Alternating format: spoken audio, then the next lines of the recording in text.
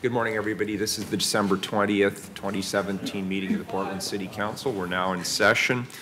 Sue, please call the roll. Udaly, Fritz. Here. Fish. Here. Salzman, Wheeler. Here.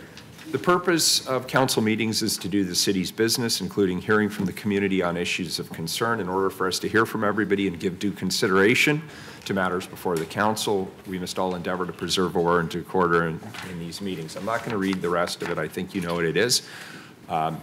You'll hear differences of opinion at the microphone. That's okay. Please be respectful of people's testimony. Do not interrupt testimony. Do not interrupt council deliberations. Let's hear what everybody has to say. If you do interrupt, you'll be asked to stop. If you don't stop, you'll be asked to leave. If you're asked to leave and you don't leave, you're subject to arrest for trespass. Nobody wants that to happen. Let's instead just listen to what everybody has to say. If you are intending to testify today, you'll have 3 minutes to testify on first readings of ordinances and resolutions. You can sign up here with the council clerk, Sue, or there are sign-up sheets probably still outside the council chamber. And when you have about 30 seconds left to testify in your 3 minutes, you'll see a yellow light come on. After that, the red light comes on and your time is up. We ask you to please stop when your time is up. If you're a lobbyist, please disclose that per council rules. If you're here representing an organization, that's helpful too. So thank you for that. The first item today is communications. And if you could, Sue, please read the communications for the first individual. Item 1354, request of Diane Sussman to address council regarding ways to help residents cope with extreme heat. Good morning. Yes, as she said, I'm Diane Sussman, and I'm here representing all the smelly, sweaty masses of Portland, the 60% of us who don't have air conditioning, cope with the excessive heat and smog emergencies that are becoming more commonplace in this previously temperate city. To reverse Game of Thrones, summer is coming. Number one, I'd like to see the city work harder to protect the grid for everyone. Few things are more galling to those of us without air conditioning than walking past retailers with their air conditionings cranked to refrigerator temperatures and their doors wide open in 100+ degree heat. I'd like to see the city pass an ordinance requiring retailers running air conditioning to keep their doors closed if the temperature is projected to rise 90 degrees or above. Or pass a law similar to New York City, which requires retailers and restaurants to keep their doors closed anytime air conditioning is running independent of temperature. Give the ordinance teeth by creating an app or a call-in number that citizens can use to report scofflaws and initiate fines. Number two, air quality is more than just fire and fire suppression. More needs to be done to combat last summer's air quality emergencies than telling people to stay indoors with air conditioning and not breathe. It's time for the city to follow California's lead and declare official Spare the Air Days. Spare the Air Days make air quality a collective, not just an individual or firefighter's responsibility. That means you, drivers and coffee roasters and barbecuers, and I would add maybe crematoria. On Spare the Air Days, make public transportation and the orange bikes free. Make drivers pay for the loss of transit revenue by adding a $1 surcharge on all parking meters. And with apologies to out-of-sight barbecue places like People's Pig, prohibit all outdoor fires and barbecues. And finally, set up a text-based alert system for residents with asthma and other respiratory ailments so they can get to air-conditioned spaces like Anthropologie and other retailers, before the smoke hits the fan. Number three, hold a camp out. On select nights in July and August, when there is excessive heat warning and a full moon or close to it, hold hot poetry nights at Poets Beach. You opened Poets Beach last summer for swimming, and it was just an absolutely out-of-sight, terrific experience. Let residents bring their sleeping bags, pup tents, flashlights, and poems to the banks of the Willamette for a night of poetry and river breezes. No campfires or smoking, of course, just cooler air and hot recitations. Thank you. Thank you. Can I ask you one quick question before you go? Do you have a position on gas-powered leaf blowers? I don't understand why those guys just don't get rakes. Well, they're rakes. Yeah. So I think this. We'll have to call the Smithsonian and see if they have. But they're noisy. Yeah. They use gas, and I'm told they are big polluters. Ban them. Yeah. Make them get right. Okay. Very good. Next item, Sue. 1355, request of Stan Herman to address council regarding why the city should have investigated my hit and run. Good morning. I got a hand up for you. Sure. Sure. Morning. Hopefully this will be my last trip, but see if we can get something settled here. My name's Stan Herman. I've been in front of you for over a year now, and no progress. I've testified at the City Council meeting November 2nd, 2016. You're not going to give me an answer to my question, so I'll give you the answer. On January 20th, 2017, I hand-delivered to your office the Oregon State Statute Reporting and Enforcement Law, ORS 830-035. The sheriff of each county and all peace officers shall be responsible for enforcement of this chapter and any regulation made by the State of Marine Board pursuant thereto. Emphasis: peace officers, including a member of the Oregon State Police, a sheriff or a deputy sheriff, or a city police officer. ORS 830.005, thus for the hit and run, unsafe operation, reckless operation, crimes, and violations discussed above, the state police, Multnomah County Sheriff, Portland City Police Department are all responsible for their enforcement. The first officer responding to this hit and run is responsible for the investigation. The first peace officer responding to this hit and run was Officer Jeff Myers. He's required by law to start an investigation, and he did 0. Mr. Mayor, you're wrong when you gave me the answer that the issue is the Multnomah County's responsibility. No, it's the first responding police officer's responsibility. If it was the Multnomah County's responsibility, why is the Portland City Police investigating the fire that burnt down the same warehouse?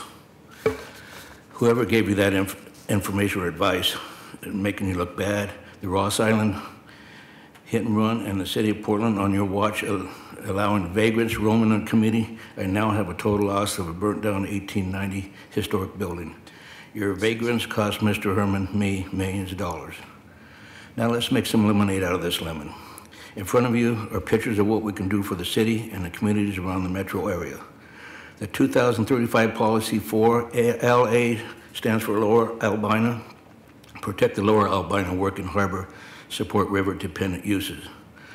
What I can do, but I need the city government's help. I don't need to go into the details of the type of help I need, but visitors that come to the city of Portland will have a great educational display and tourist attraction at this site when people visit and board the World War II ships moored at this site. Conditional use permit allows for 3 soccer fields that are designed to fit on this deck, and the site will have food carts on it and a great view of downtown Portland. What Portland wants is more river activity. Canoes and kayaks for kids operated by nonprofit groups will fill the need for education, water safety, launching, storage of small boats on the Willamette River. If one of you city leaders wants to hear how we can make this a great project for the community, please have one of your staff reach out to me. Thank you, and do you have any questions? Thank you, sir. Appreciate it. All right. Next person, please. Item 1356, request of Brian Quinn to address council regarding reinserting Portland's sidewalk stamps when replacing curbs and sidewalks.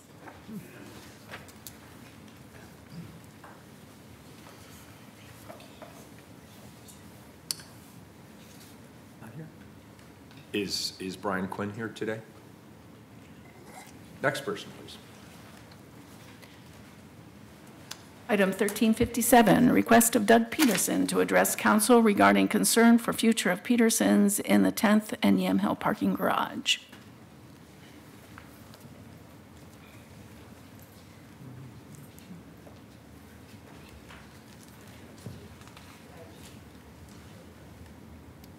Oh, Jill. Are you Jill? Okay. Yeah, you can come up together, sure. All right. You bet. I just want to make sure that. Yeah, that's And fine. item 1358, request of Jill Hymanson to address council regarding please allow Petersons to stay. Good morning. Good morning. Hi, I'm Jill Hymanson. I'm Peterson's lobbyist. So I just have a few small things that I'd like to bring up today. First of all, So the tenant selection process for the building, the 10th and Morrison building that Mr. Peterson is in, it's the Downtown Retail Council are the people who are going to be selecting the people in the committee that are going to be selecting the tenants for the building. But the problem that we're having is we don't really feel like it's fair because Prosper Portland and the Portland Business Alliance are going to be the ones who are selecting the people who are going to be on the committee that are selecting the tenants, who are the same people that tried to kick them out 10 years ago. And so what we're wondering is if there's a way we could get maybe a downtown representative, somebody who lives in the area, or some other kind of fair process to select the tenants for the building. So that's the first thing. So the second thing is we're wondering if if it's possible to change the rules so they aren't deliberately exclusionary for Mr. Peterson.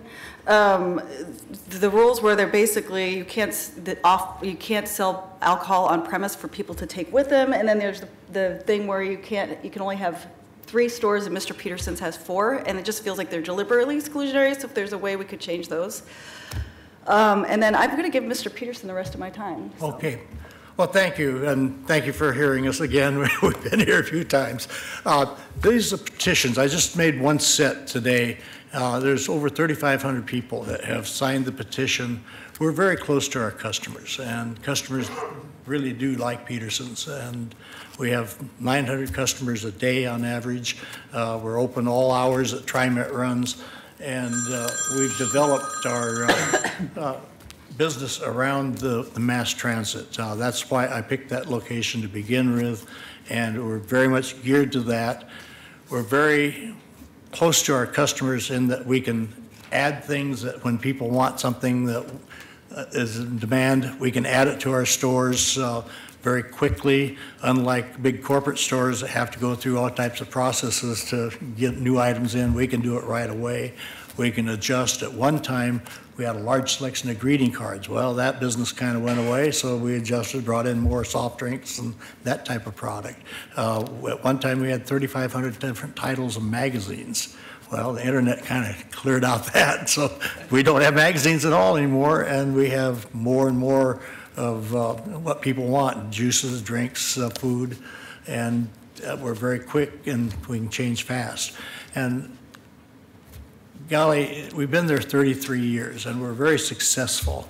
And I look at downtown, and downtown is kind of getting a little sick. The hotel business is very good, but when you look at retail, you know, Macy's went out, there's concern about Nordstrom's, there's a lot of other stores have gone out, and we've been successful all the way through. And golly, I think we need some assurance somehow that we're grandfathered in, that as long as we're willing to pay the market rate for rent, which I don't see as a problem, somehow I feel like we should be grandfathered in. And yes, the rules they set up on the program through the Prosper Portland, we can't sell alcohol. Well, that's part of our business. It's 10% of our business. But what we are selling is the craft beers, microbrews, and lots of local of that, and lots of local wines, not table wines, not junk wine, and we've never carried the problem of alcohol. And to me, that's just a rule written to keep us out. And they also 1,000 square feet. Well, I can't operate in 1,000 square feet. 2,000 square feet is about the size I need, but they've drawn it up that way. And so I just think there should be assurances that we can come back. The other thing, we'd like to stay open as long as we can. Looks like it's going to be a while now because they have to go through the architectural approval and building permits. That's not going to happen until sometime in February at the earliest. The delay because of that terrible accident they had where the concrete fell down onto the TriMet stop. That could have been very disastrous, and the whole building is built that way. Earthquake, a whole lot of those barriers could come down, and that needs to be remedied, and they'll probably have to have time to do that. Mr. Peterson, could I respond to one thing you just said? Sure. And you've been coming regularly and very effectively making your case, so I applaud you for that. Thank you. I think if we had a year-end award, you'd be the top of the list for. Sorry about that. Not sorry, it's called democracy, and I'm actually complimenting you for the way you're going about, in a very respectful way, making the case. But you did say something earlier about you sort of downtown and retail being sick. I want to share just a quick something I learned yesterday, because I met with Travel Portland, and then I met with a big property owner. In the last 4 years, we've seen a 100% increase in the number of people coming here and staying in hotels. Yes, yes. And that's why we're building all those downtown hotels, because people want to come. Number two, apparently we have a retail environment, particularly neighborhood-based, that's the envy of the country, and it's going to keep getting better. Number three, there are a whole bunch of really interesting companies thinking about opening downtown. Of all the factors that they list as risk factors, and you can think of, your mind can come up with most of them. The number one thing that is causing uncertainty in the marketplace is the future of retail. And the future of retail is not a function of what we do on one corner or another corner. It's a function of what happens with Amazon and the internet and changing habits. I took the pledge this year to buy local for Christmas. So all my Christmas presents I bought local, so 70 cents every dollar stays here. But as you know, the trend is going the other way. And people are increasingly using the internet and other things and big box retail. So those are all the factors. But it turns out we actually have one of the healthiest retail environments in the country. True. What's different is it's sort of smaller. And that's our brand. But otherwise, I appreciate your dogged advocacy. We are local. And, Thank you very much. And his business is, it's local business, and people who are going downtown and shopping in your retail, they have to go get drinks, and they have to get snacks. So they seem like Peterson's would fit very nicely in there. Thank you both. Yeah, and I want to thank you and wish you both happy holiday. I want to second what Commissioner Fish just said. There was a survey that came out just the other day that shows both traffic and retail activity have increased in the downtown core. And what Nick just said is correct. Half the retail growth in the United States during the last year was attributable to one company, Amazon. And a large chunk of the other half of retail growth was also online retailers that were not Amazon. And yet we seem to be defying the odds here. So those who are shoveling dirt on the downtown retail district and saying it's dead are actually out of step with the reality. The reality is Portland has a thriving retail core. And I heard a retailer downtown, talking about their expectations for next year. They think with the number of new retail sightings that are expected over the course of the next year, they think next year's holiday season will be even more robust than this. So thank you. We would like to be part of it. Yeah, and Amazon is not going to replace his store. Not a chance. Thank you. Thank you. Yeah, really appreciate it.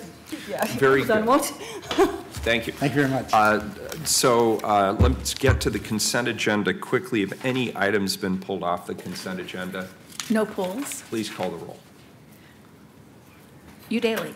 Aye. Fritz. Aye. Fish. Aye. Wheeler. Aye, the consent agenda is adopted. Could you please read the first time certain item, 1359? 1359, authorize agreements with Peregrine Sports LLC for the expansion and operation of Providence Park Stadium. Very good. Colleagues, I'm pleased to bring this ordinance to the council today. This action approves continued construction and operation of a $50 million privately funded expansion of the city's stadium, Providence Park. The project will add 4,000 seats to the stadium and help both the Portland Timbers and the Portland Thorns continue their amazing success stories as more fans can get to the games. The legal documents this ordinance allows me to sign are the culmination of many months of hard work by the city's team and representatives from Peregrine Sports, the parent company of the teams. These documents implement the basic deal terms the council approved by resolution in June of this year. Here to present the items are Tom Reinhardt, the city's chief operating officer, chief administrative officer, actually. Dina Alexander, the city's outside counsel, with Rattler White Parks and Alexander, and of course Mike Gullub, the president of business for Peregrine Sports. Good morning. Tom, did you want to kick us off? Good morning, Mayor. Good morning, Council. Again, my name is Tom Reinhardt. I'm the city's Chief Administrative Officer, and I'm proud to represent the team this morning on this important item. The agreement before you in these documents is consistent with the terms approved by Council in June. Just to reiterate, Peregrine Sports is paying for the entire design and construction costs of the project, estimated at $50 million, as well as any cost overruns associated with the project that may occur. As a reminder and a link to what you heard last week, this project is a great example of a beneficial impact on the city's net position that Chief Financial Officer Ken Russ discussed with you in his presentation. The city gains a physical asset without increasing our debt. While the city is exempting payment of certain ticket tax revenue to help offset the cost, the value of those exemptions is projected to be less than the increased revenue the city will collect after the exemption period ends. The combined value of the exemptions over the life of the agreement, as a reminder to Council, is estimated to be between $3.7 million and $5.1 million. And factoring in our other expenses, the net positive for the spectator venues and visitor activities fund is between $2 million and $5 million. Our direct costs related to the expansion are for legal counsel and construction oversight, an estimated $700,000. Today, the ordinance before you is an emergency ordinance because construction is already well underway after Council granted approval to proceed on limited construction activities in September. As we all know, it's important to move forward quickly to keep the project on schedule.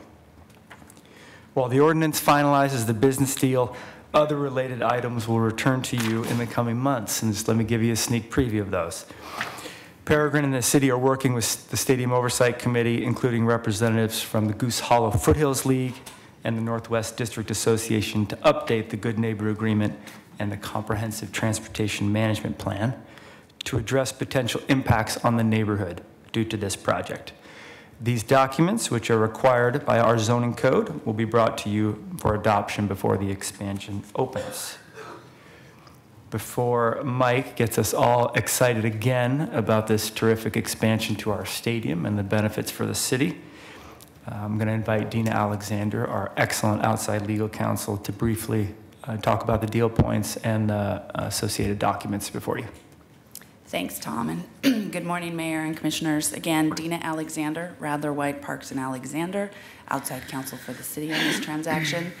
And Tom has summarized the business and key deal points, so I thought I would briefly summarize the key legal documents associated with this transaction, and there are 4 of them.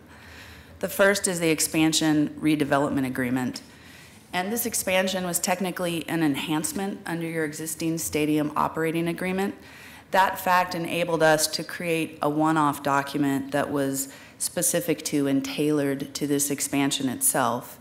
And that document mirrors the 2010 redevelopment agreement, but was tailored to it, and things were removed from it that were inapplicable.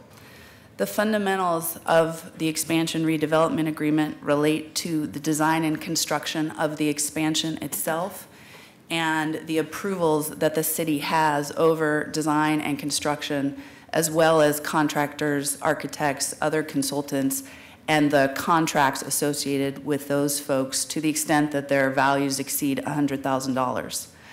The redevelopment agreement also covers key public goals and objectives, a few examples of which are the city's green building policies, the Good Neighbor Agreement, and an amendment to the CTMP.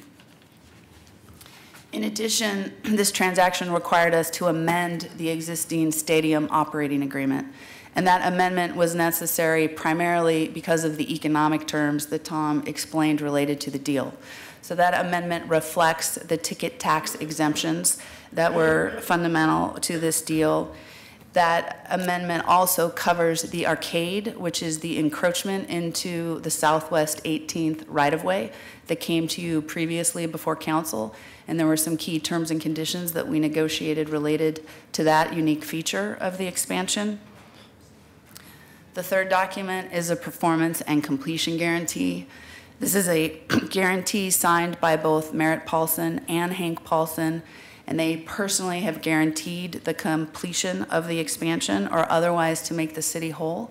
And this was a key legal document for the city to protect against any financial risk, again, bolstering the fact that Peregrine was willing to pay for the expansion, but protecting the city in a more personal way by the two Paulsons. The last key document was an amendment to the exclusive use and guarantee agreement, and this agreement is also part of the 2010 transaction, and that document fundamentally ensures that the Timbers in 2010 would play most of their home games in the stadium.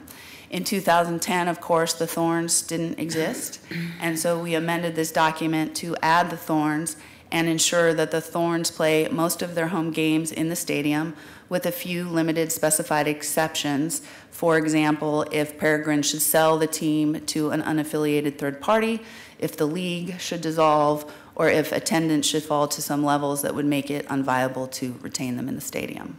Could you just explain the first of those, if they were to sell the Thorns?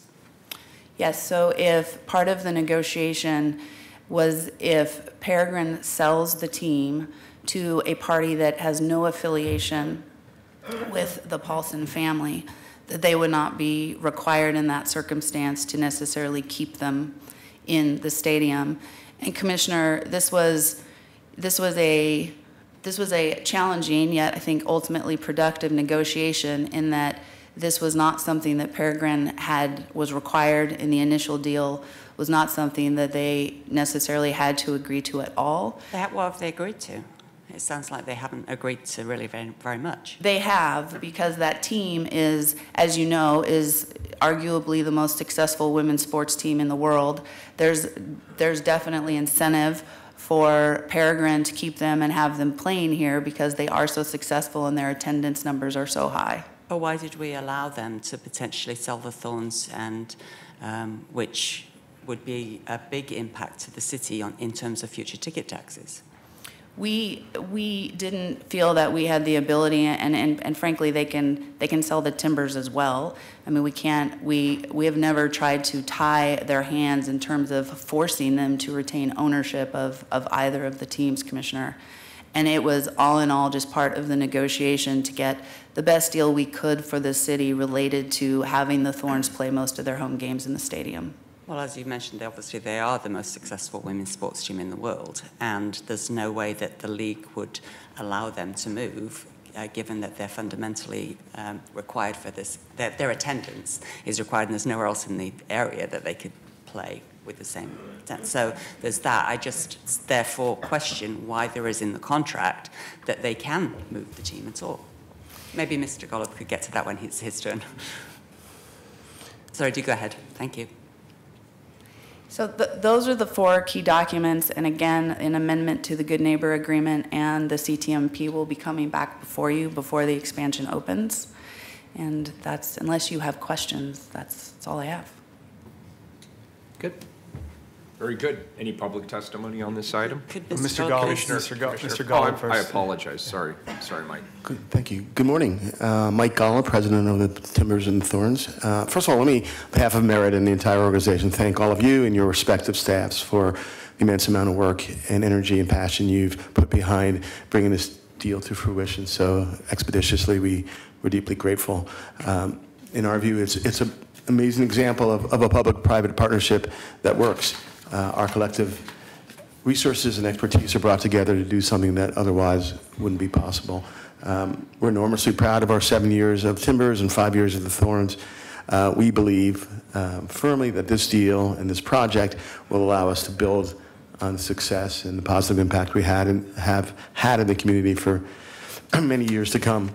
We've got a couple of slides we want to share with you. I think we've, in the past, showed you some of the renderings. We've got some updated ones to share that we thought you'd find interesting.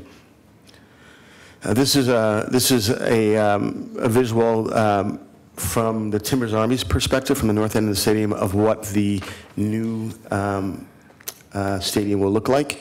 Again, 3 levels over the existing east side of the stadium.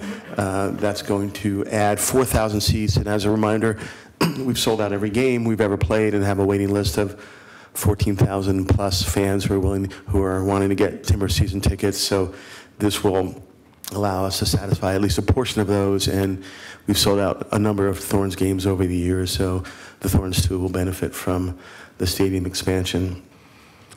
And then here's an exterior looking from the intersection of 18th and Morrison, TriMet station to your lower left.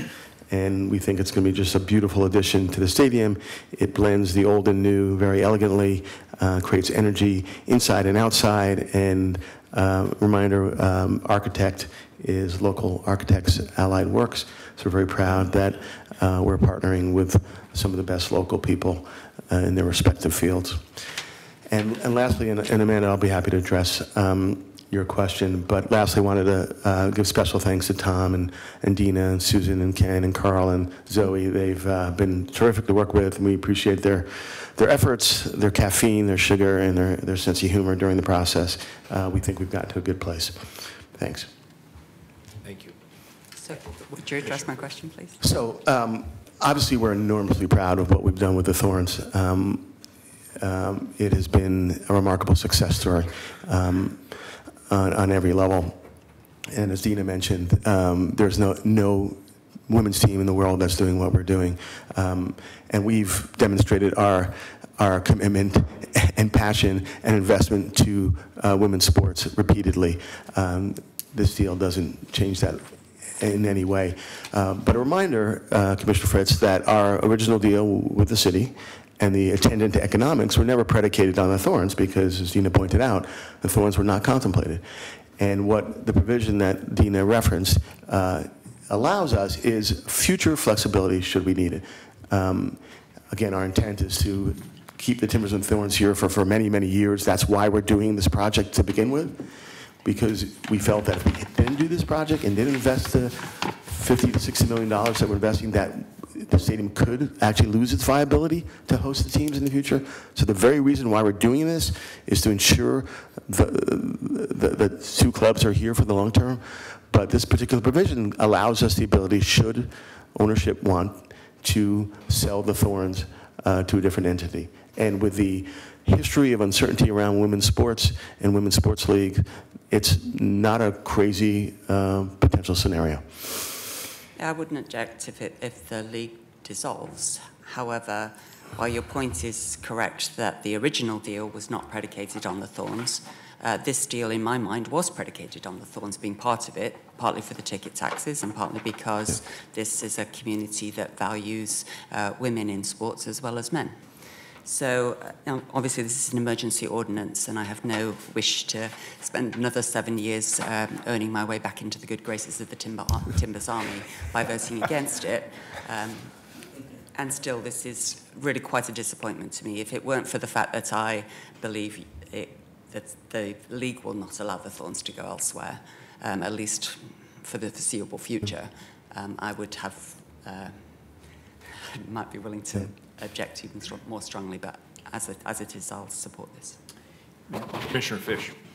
Well, it does prompt one question I'll put to Tom, which is, and Amanda alluded to it, if the Thorns, if the league dissolved or the Thorns were sold, how does that impact the economics of our deal in terms of the stadium expansion? Well, Dina can correct me if I'm wrong about this, but my understanding of it is we do have future cash flow projections on ticket sales for the Thorns in the scenario for the Spectator Venues Fund. It would marginally decrease the upside and the positive nature of the cash flow in the years to come, but it wouldn't send it to a negative balance in terms of the cash flow in the fund. I also want to address Commissioner Fritz's question as well, to add to what Dina and Mike said.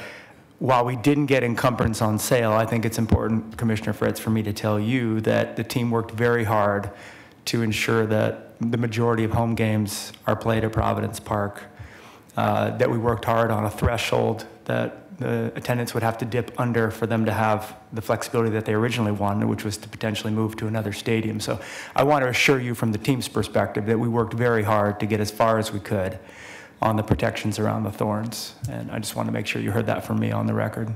I appreciate that. Supposing either team played a game, say at Otson Stadium, would the city get ticket taxes from that?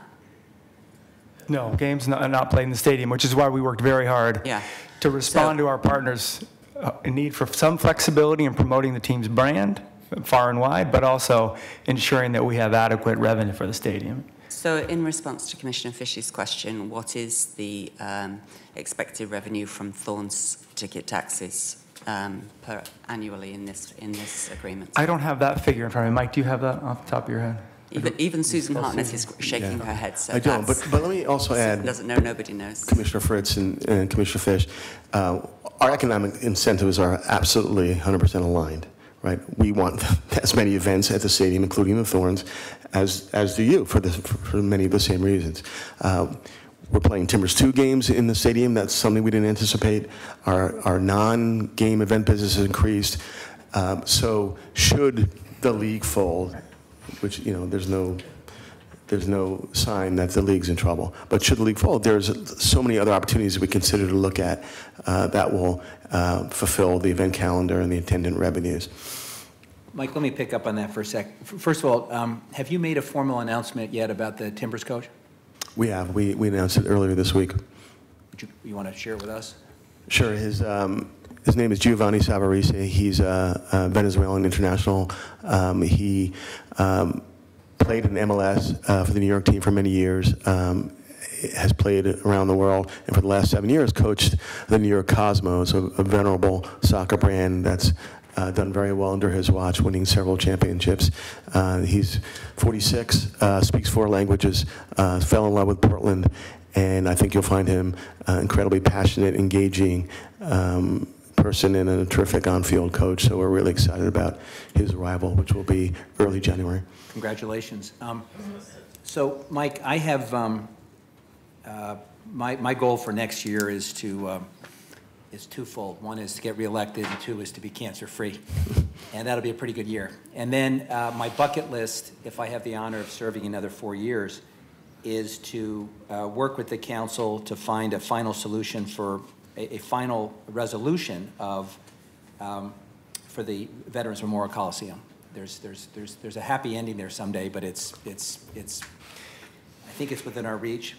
Is to see the day when NHL comes to Portland, because I'm told that our basketball arena is actually a better hockey arena than basketball arena, and the city would benefit greatly if we had both.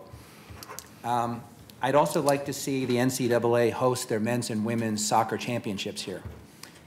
My question to you is, what's the biggest obstacle that you foresee in the next 4 years of moving to grass and having the best grass field in MLS? And I believe the MLS finals were played on grass, the championship game. But what's the biggest impediment to us moving to grass and having a single-purpose field?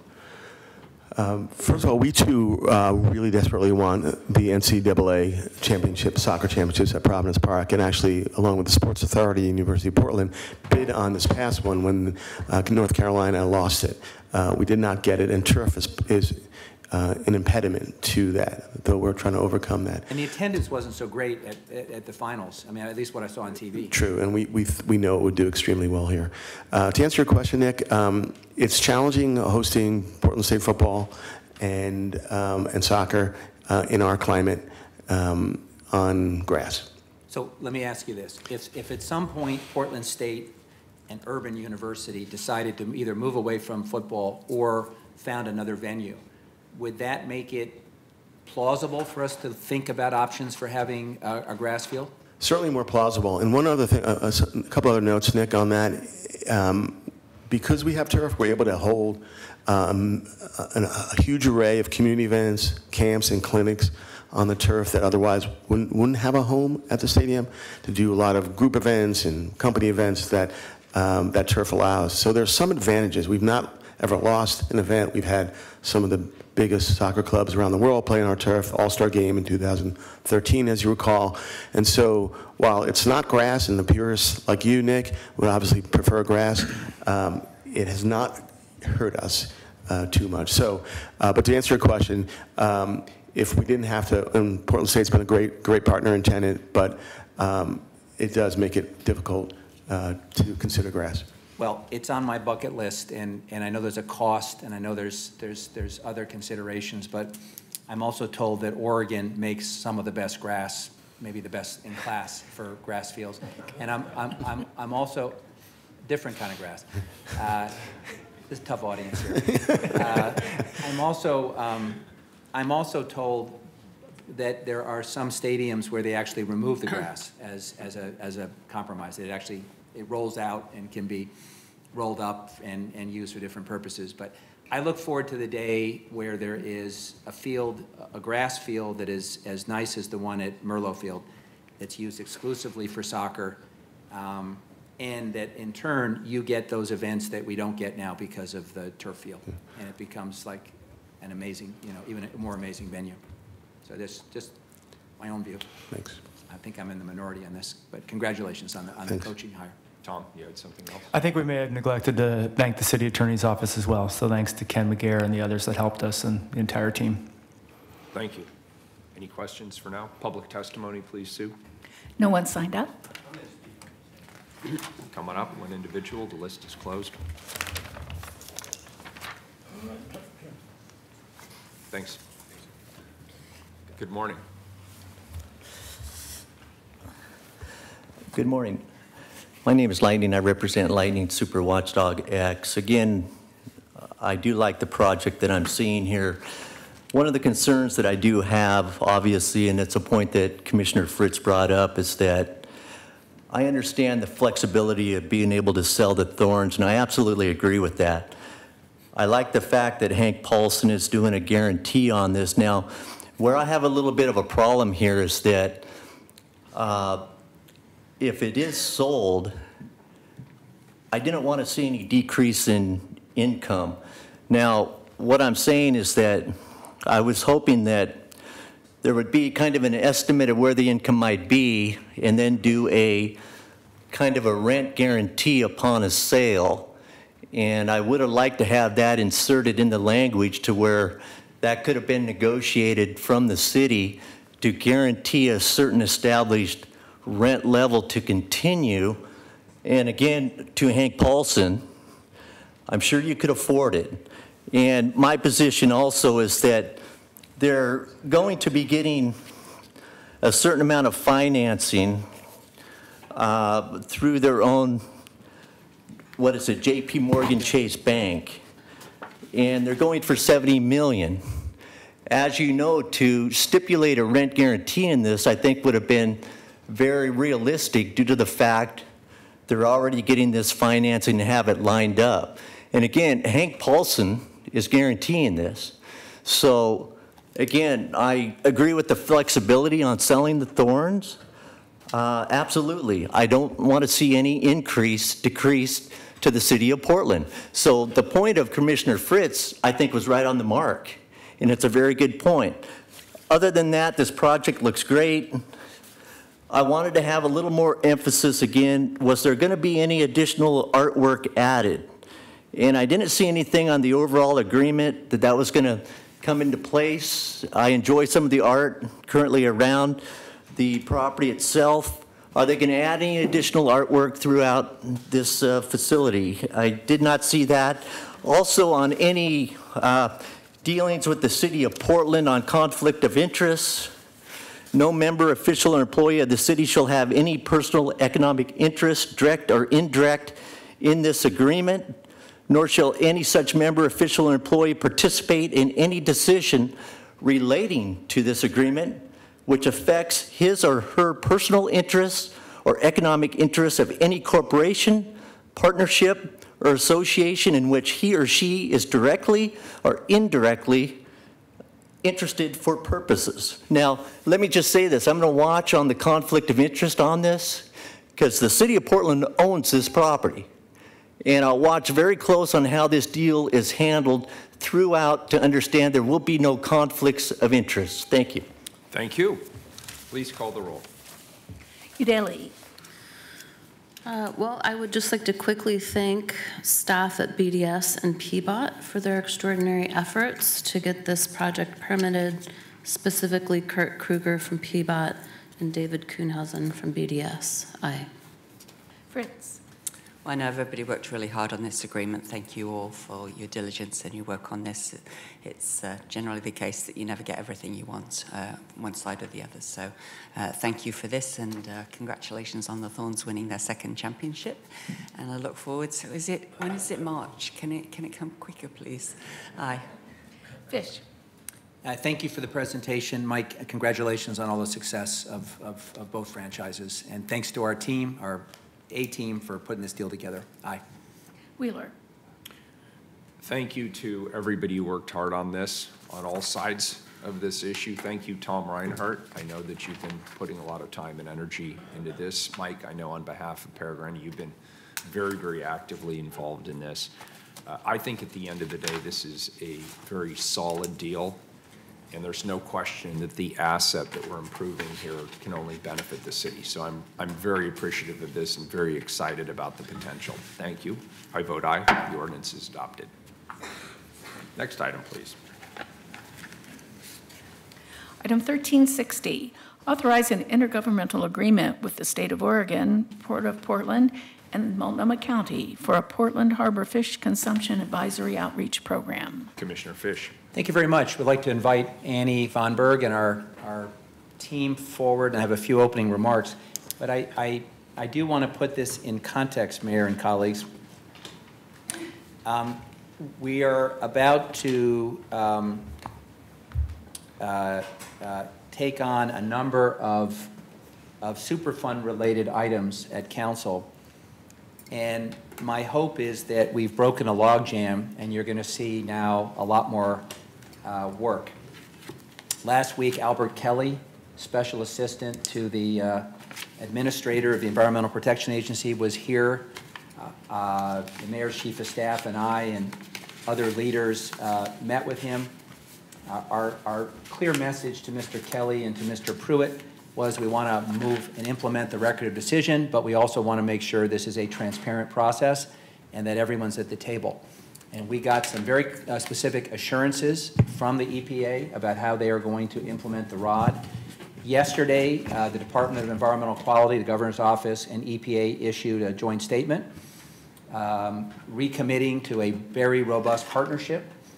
DEQ and EPA are the two players. DEQ's in the water, EPA's in the water, DEQ is upland. They have to work together. I view the announcement yesterday as very encouraging in terms of a renewed commitment to partnership and working together. The City of Portland in early January will come forward with seeking council support to move forward on River Mile 11, which for us is a major milestone, and will, I think, respond to what we're hearing from the community, which is they want to see us starting to take action. And there will be other items. So knock wood, we may be hitting a period where we're going to see a lot more action, strong partnerships locally and at the state and federal level. And what's been critically important to the mayor and to me is a transparent process, because we cannot forfeit the trust and the goodwill in the community by having deals struck behind closed doors. The ordinance that we are bringing today is a proposed intergovernmental agreement with the state of Portland. Excuse me, the state of Portland. Nobody needs to secede from the state, just from the country. We think very highly of ourselves here, so we're just, with the city of Portland, the state of Oregon, the Port of Portland, and Multnomah County to establish a fish consumption advisory outreach program over the next 2 years. EPA would provide the data, the Oregon Health Authority would develop the advisory, and the Multnomah County Health Department would conduct local outreach.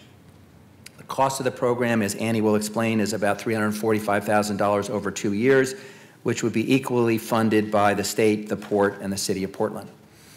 The greatest risk faced by people in our community is from eating resident fish, like carp, bass, and catfish, with the risk disproportionately impacting minority communities, vulnerable populations. Current fish advisories are clearly inadequate, and better coordination between government agencies is needed to educate the public. And with that, Annie, would you take it away? Great. Thank you, Commissioner Fish. Thank you, Mayor Real. Good morning, Commissioners. I'm Annie Vonberg. I'm the Program Manager for the Superfund at BES. I'm here today with a few of our partners to introduce and request approval to enter into an intergovernmental agreement that would create, as Commissioner Fish said, a community outreach program targeted around fish advisories. Up here with me today is Director Jay Douglas of Multnomah County's Environmental Health Services, along with Program Manager Andrea Hamburg. We also have Jessica Hamilton, Director of Harbor Environmental Program at the Port of Portland, and Jim McKenna, Advisor of Portland Harbor to Governor Brown in the Governor's Natural Resource Office. And by the way, we should just acknowledge that Jim has been a terrific partner. He accompanied Annie and me and others on a trip to DC where we met with senior folks at the EPA. He's been extremely accessible on behalf of the governor's office and is just a pleasure to work with. So thanks for being here. All right, and I'll just briefly go over what we're proposing today. So as you all know, the Portland Harbor is approximately 10-mile stretch of the lower Willamette that goes from Salvie Island to about the Broadway Bridge. The Superfund has reached many milestones this year, one of the largest being the final cleanup plan that was released from EPA after 17 years of analysis and study. And just to remind you of the magnitude of this cleanup, EPA estimates that this will be 13 years of active construction, followed by 17 years of active monitoring for a total of 30 years. And given just the sheer size of this site and the complexity, there's a good chance that that timescale will move even further than that. The contamination at this site is primarily at the river bottom in the sediment after decades of industrial use.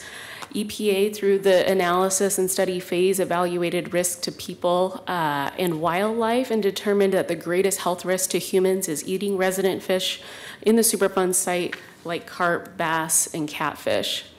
The communities that are most impacted by this health risks largely are vulnerable communities, subsistence fishers, including Native Americans, minority communities, immigrant refugees, along with low and no income residents.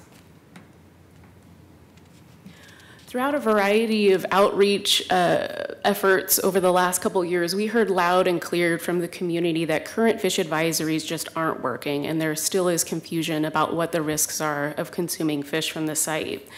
We also heard that community involvement, specifically to those that are most impacted, needs to be increased, and that better coordination amongst the involved government agencies to help create those clear messages and consistent messages were needed. So we look at this partnership as a first step in addressing those community concerns.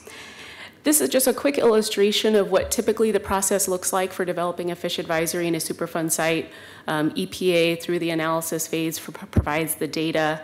The state health authority then develops the advisory. And then the local health authority, in this case, Multnomah County Health Department, then takes the lead in outreach to the public. And it's important to note, beyond just the Superfund advisories, Oregon Health Authority is scheduled to be releasing statewide fish advisories early this next year. So this adds to the timeliness of this effort to address any potential confusion with statewide advisories and advisories specific to the Superfund by creating those common messages and coordination between the government agencies. And this next slide here shows the proposed partnership, which is the state of Oregon, the Port of Portland, and the city of Portland creating the funds to create the program. Multnomah County Health Department would then administer and design the program. And then the EPA and the Oregon Health Authority would guide the program by actually creating the content of those advisories. It's worth noting that the funding parties here will not play a role in creating the content of those advisories, but rather contribute to the tools to get the information out to the public. And I'll hand it over to Ms. Hamburg to go over the main components of Multnomah County's for this program and what their role will be in the outreach. Thank you, Annie, and thank you, Commissioners. Thank you, Mayor. So the Health Department's main function is to promote healthy choices and to protect the health of county residents, to promote health and health equity. And as Commissioner Fish said, and Annie echoed, our largest concern during this cleanup effort is the consumption of fish from the cleanup site. And we are concerned that traditional communication strategies won't be effective. We will spend this 2-year project period working with community partners and other agency partners to develop really the best evidence-based communication strategies that are culturally and community specific. We will work with our community partners to identify the best messages and also the best messengers. We'll do that through small grants and other partnerships yet to be defined. At the end of the project period, we will have a group of materials that can be relied on during the cleanup project and also strong relationships to support that communication effort. Great. Thank you. And then moving on to the budget and timeline, as Commissioner Fish mentioned, this is a 2-year effort to establish the program and start the outreach. This is to fill a gap until EPA creates a long-term funding plan for this. The program cost is $345,000 that will be split equally amongst the 3 parties, totaling $115,000 each over the course of 2 years. Recruitment for the dedicated health educator with Multnomah County is slated to start in mid-January, pending the approval of this IGA. So with that, I invite any questions you may have, and thank you for your time today.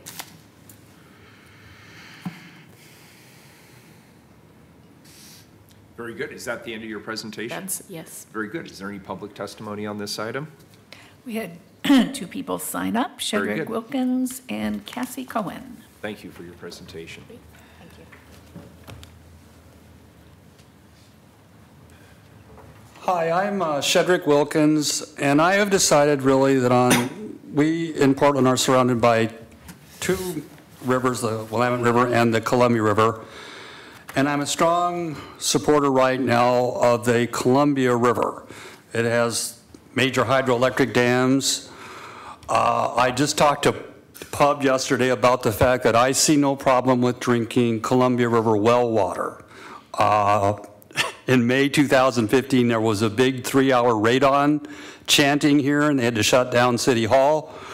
However, you know, radon in your house, or whether it's liquefied in the wells, or is there radon? Do fish that swim in the Columbia River ingest radon? Maybe you shouldn't drink fish from the Columbia River, or even the Willamette River. Maybe the Willamette River has natural radon in it. Maybe your body can take natural radon. I like to ask these questions, but I feel that in World War II, there was just, and even subsequently, too much industrial activity in the Willamette River. And I would certainly rather drink the Columbia River water than ever even try to drink water from the Willamette River. And you're a very brave mayor for trying to swim across the Willamette River. Okay. And my daughter said, I hope you didn't drink any of the water, you know. And she's 20. I wish she would come today, but she's kind of shy. But anyway, I'm a strong believer. I like the Gresham, Mount Hood Community College area, the dams on the Columbia. And maybe someday that kind of energy can be used to clean up the Willamette River, but I am Columbia River based. I want to say one final thing. I respect Mark Hatfield. He was a governor senator. And in his book, Against the Grain, in the year 2000, he has a picture of him from the Vista View Columbia River thing, you know, in the background. Not the Willamette River, where actually he was a governor. He went to Willamette University.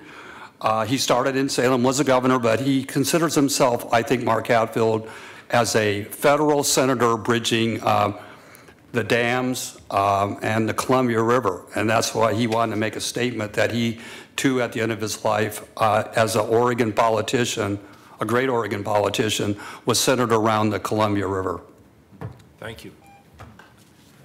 Good morning. Good morning. Hi, my name is Cassie Cohen. I'm the coordinator of the Portland Harbor Community Coalition. Thank you. I am surprised that I don't have other folks with me, although not so much because most of the folks working on Portland Harbor that are community members are volunteers. So they're stretched. And I do want to, so I'm here primarily to express my support, and I believe this intergovernmental agreement is definitely in alignment with what our coalition's goals are to continue to engage all communities, especially those most disproportionately impacted by Portland Harbor pollution, in the cleanup process and beyond. As we heard, it will take 30 years, including monitoring. And the fish, so, you know, we're excited about this new pilot to begin to coordinate intergovernmental efforts, and that the county is taking the lead. Even though I'm immersed in this subject matter, just 2 days ago, I became aware for the first time ever that cancer is not considered as part of the health advisory for the state of Oregon for fish consumption.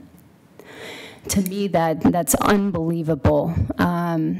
So, and in doing a little bit of reading of other resources, well, I can even send some follow-up Cassie, data. could you send that specifically? Absolutely. It's Physicians Committee for Responsible Medicine was the sort of alternate source that I just began to read up on, which argues the opposite, that cancer should be considered as part of, you know, communicating to the public the risks, and that there are alternative proteins these days that can be considered to, you know, integrate for people's health and their diets.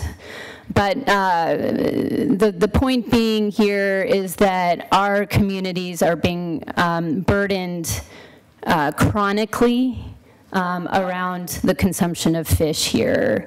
And it's, as you heard from our guests earlier, it's the most vulnerable communities, and we're hearing these stories constantly, and it's not only folks living right near the river. Folks are traveling. I have family that travel from Hubbard, Oregon to fish in Portland Harbor and other rivers as well.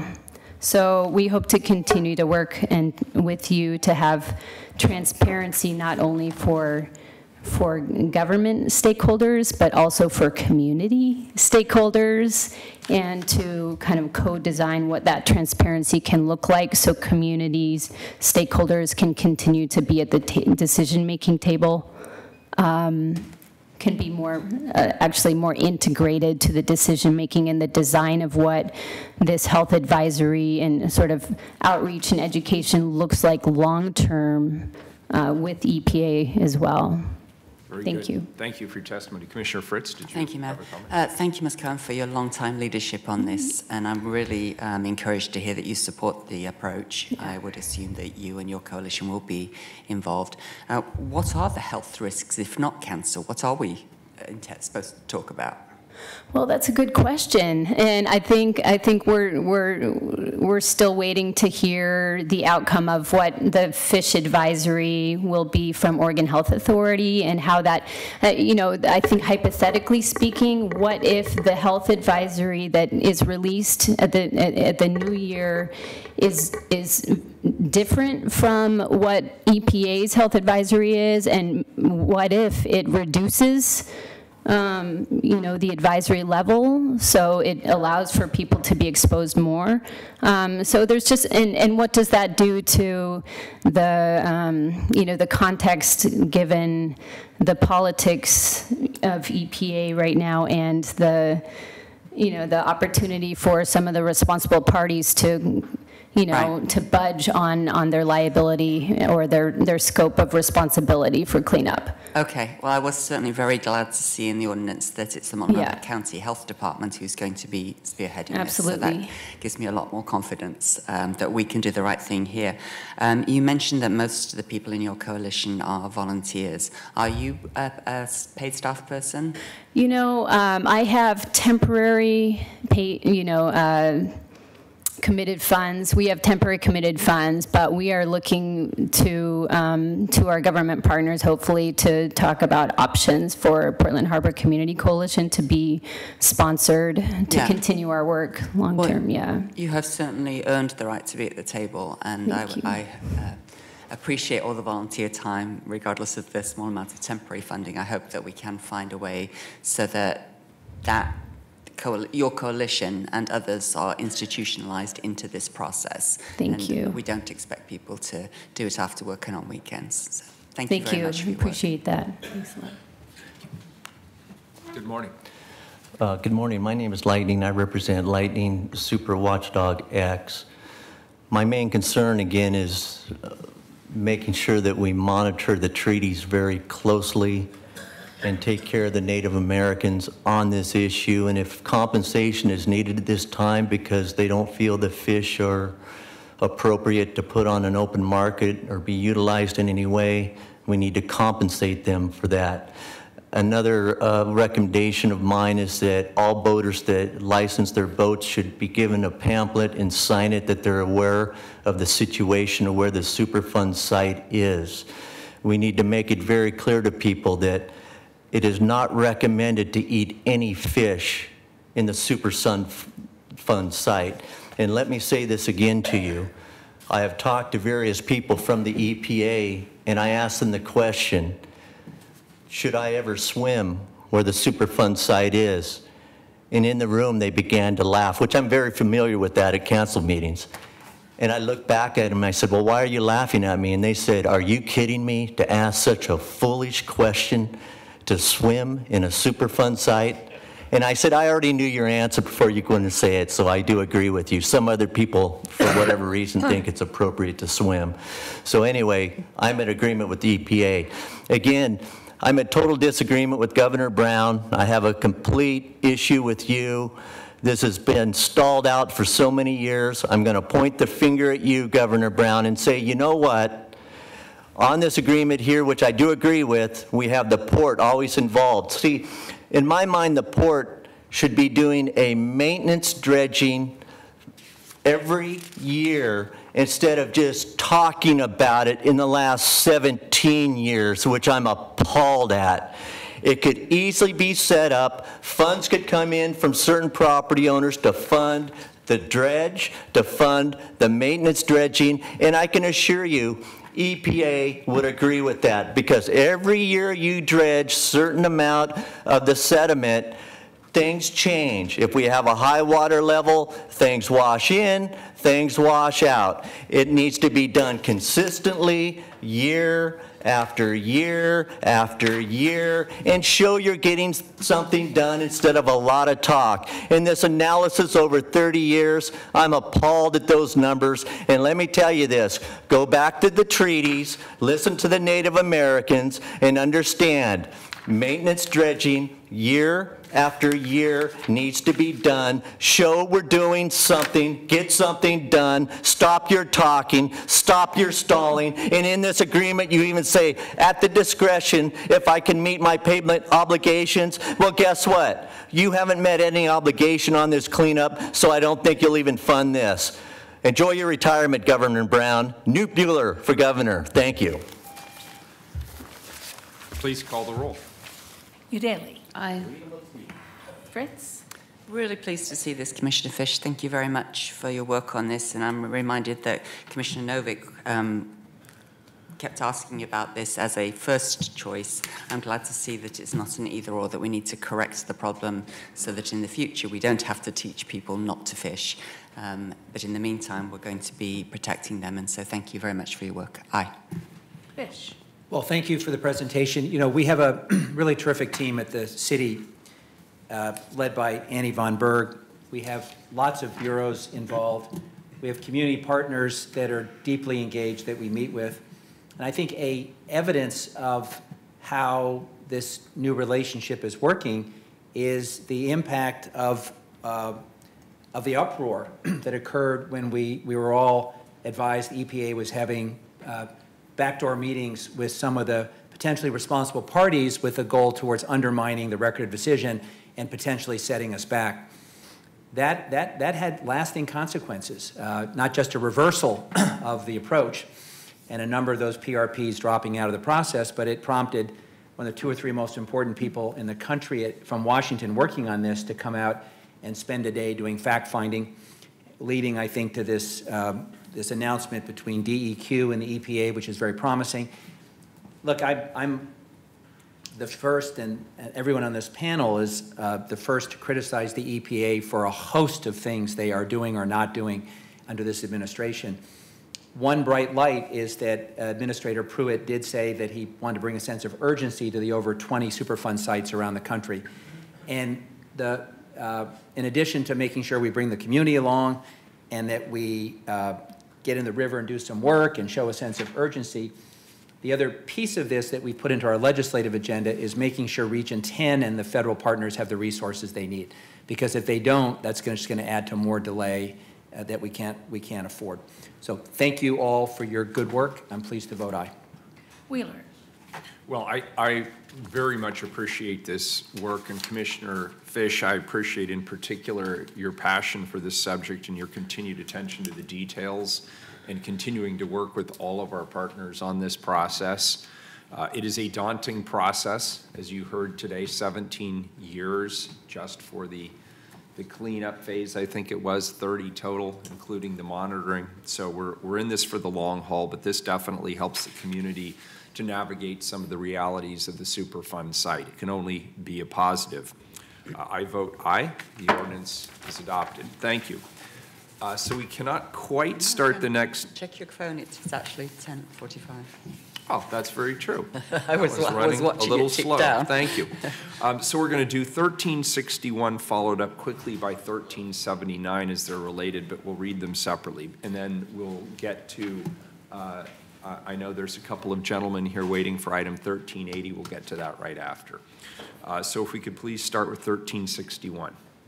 1361, accept the Year 2 Bond Oversight Committee report on the $68 million Parks 2014 General Obligation Bond. Commissioner Fritz.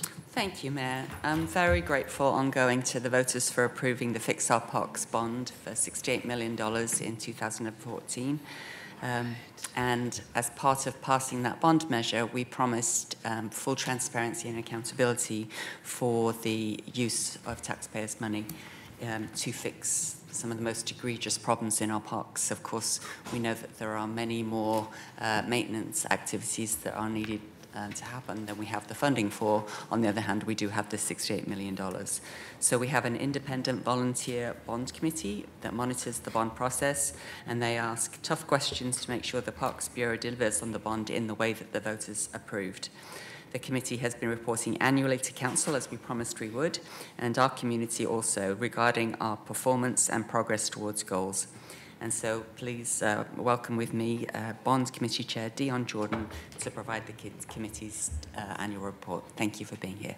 Thank you, and good morning to the Commissioners and Mayor. It's good to see you. As stated before, my name is Dion, and I am the Committee Chair of the Portland Bond Oversight Committee, Portland Parks Bond Oversight Committee. I believe you have before you a copy of our annual report. Therefore, I will not go over it in its entirety, but instead share with you a summary of the report, and I hope that you now have a copy of the PowerPoint. As you know, this committee was charged with evaluating the bond measure efforts of Portland Parks and Recreations with 3 major objectives in mind. These objectives are to adhere to the language of the bond, to maintain fiscal accountability, and be transparent with the community in our efforts. So here's a quick overview of the second-year status of these objectives. The first one, adhering to the language of the bond. In other words, doing what we said we would do. The committee believes that deliverables were met based on the promises contained in the language of the voters' pamphlet. By the close of the second fiscal year, all 34 Phase 1 projects were underway, with 8 projects complete, 19 projects on or ahead of schedule, and only 7 behind schedule as of June 30th of this year. The second year also marked the establishment of Phase 2's project list. The second objective, maintaining fiscal accountability. The committee believes that bond dollars have been clearly and separately traced and ensured that the integrity and accuracy of financial statements were met. Portland Parks remains fiscally accountable of bond dollars with a separate program tracking system accessible to all staff, and administration overhead is within 10% of the total budget. Budgets are on target in all categories except for the pools. Portland Parks and Recreation is confident that the bond contingency fund and program dollars will cover the cost of overrun. If you remember, the Oversight Committee's recommendation last year to Portland City Council and Portland Parks was the establishment of a contingency fund to ensure that projects were completed. The committee is pleased with the establishment of a $2 million contingency fund. This ensures that commitments to Portlanders will be fulfilled and improvements to safety will be equitable and also a priority. Then number three, the third objective, be transparent with the community in our efforts. The committee believes that Portland Parks and Recreation has acted in a way that promotes equity and participation and accountability. Portland Parks have shown that they value community input. Outreach and participation by diverse members of the community have helped build trust in the $68 million program. Public input included 2 town halls, 6 neighborhood coalition sessions, a new Portlanders Youth Ambassadors meeting, 2 park board meetings, 40 public meetings, signage at 136 locations, and over 77,000 website visits to Portland Bond project sites. Last year, the Oversight Committee recommended that Portland Parks and Recreations establish metrics that illustrate the efforts and the success of those efforts. Portland Parks is working on some targeted surveying strategies as we speak. Ideally, these efforts should gauge if members of the public feel the process is open and transparent, whether they feel welcome to participate. Additional funds will be spent on this effort and serve as a guide of outreach efforts in the upcoming years.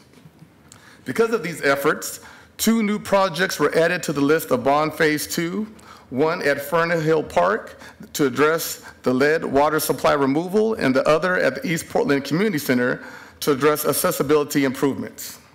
So in conclusion, the Oversight Bond Committee feels that Portland Parks and Recreations have completed the objectives and promises made to the voters. Thank you. Thank you very much. Thank you. Appreciate it. Mayor, we don't usually take testimony on reports, but given that this is an oversight body, if anybody does want to have a brief comment, I would be open to that. Certainly allow it. Did anybody have any? Okay. Just wanted to make the opportunity available. Thank you, and thank you, Mr. Jordan, for your leadership on the committee and also your service on the Parks Board and various other challenges that we ask you to step up to, and you certainly have. Thank you very much. Thank you. Very good. I'll accept a motion to accept the report. So moved. This is where you say second, Commissioner Fish. Second. Thank you. We have a motion. I always do what I'm told. We have a second to accept this report. Thank you for your service. Please call the roll. Udaley. Thank you for the report. Aye. Fritz. Well, thanks again to Dion Jordan and the other members of the Oversight Committee, Ken Richardson, Zari Santner, Jonath Calhoun, and Karen Loper. I'm very proud of this project. Thank you. Aye. Fish. I think if anyone wants to know what a model report looks like, annual or otherwise, I would have you look at what Parks produces. And it's just beautiful. It's beautifully laid out. It's easy to read. And so congratulations, Commissioner Fritz, for communication. Also, I just want to say while Dion's here, you know, someday I'll look back on the honor that I had to be in public service. But in my bucket list, the day we spent with your dad honoring him when we named a community center for him had to be one of the highlights. And, you know, when you talk that old cliche about big shoes to fill, when Nike made a pair of shoes in his honor, then I think we all realized how big his feet really were. And those shoes are on display at Charles Jordan Community Center. So it's a beautiful legacy, and you as his son continues to honor that legacy with your service. So thank you. Aye. Wheeler. Well, I'd like to thank everybody for their hard efforts on this. Commissioner Fritz in particular, thank you for taking the lead on behalf of the City Council.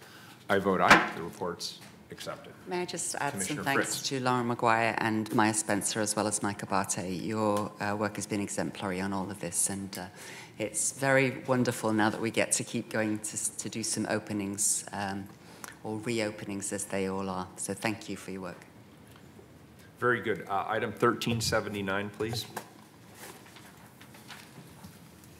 1379, reappoint Jonathan Kalan to the Portland Parks Recreation Bond Oversight Committee for a term to expire December 31, 2020. Colleagues, today we have the pleasure of announcing a reappointment for one of the members of the Portland Parks and Recreation 2014 Parks Replacement Bond Oversight Committee. We have just heard the report of that committee. The Bond Oversight Committee is composed of 5 distinguished community members, each of whom was selected by a member of the council. In making our selections, we looked for skill sets in finance, construction, community involvement, budgeting, and parks services. The Bond Oversight Committee members are serving multi-year terms. Commissioner Fritz will talk about the charge of the Oversight Committee. Well, thank you, Mayor, and thank you for your partnership and also for your adjusting the agenda items. I appreciate that. We are taking this opportunity to reappoint another Bond Oversight Committee member, Jonathan Kalan. Mr. Kalan was appointed by Commissioner Novick, and Commissioner Udaley has chosen to reappoint him. And so it's a 3-person partnership in getting this item on the agenda. And I introduce Lauren Maguire, the Parks Development Program Manager. Thank you, Mayor Wheeler, Commissioner Fritz, and members of the council. We're fortunate to have the 5 outstanding community members serving on the Bond Oversight Committee. And as you said, Commissioner Fritz, we appreciate their keen insight and their active volunteer service to the community on this important endeavor to assess the performance of Parks and Recreation in executing the bond. Deon Jordan, the Bond Oversight Committee Chair, who you just heard from, is currently working for Human Resources in Multnomah County, but he's nationally known as a speaker, strategist, author, and also was a Parks Board member. Ken Richardson is current superintendent of the David Douglas School District. Karen Loper is a former longtime park staff member who served in several different capacities, including volunteer coordination, outreach, and communication manager and assistant director to Portland Parks and Recreation. Zuri Santner is also a member, former director of Portland Parks and Recreation, and a landscape architect who oversaw, in fact, the last 1994 Parks Bond. So we have a lot of experience on the committee. Jonathan Kalan has been working also as a member of the committee. He's former business development coordinator for the Hispanic Metropolitan Chamber, and his reappointment to the Bond Oversight Committee is the purpose of our agenda today.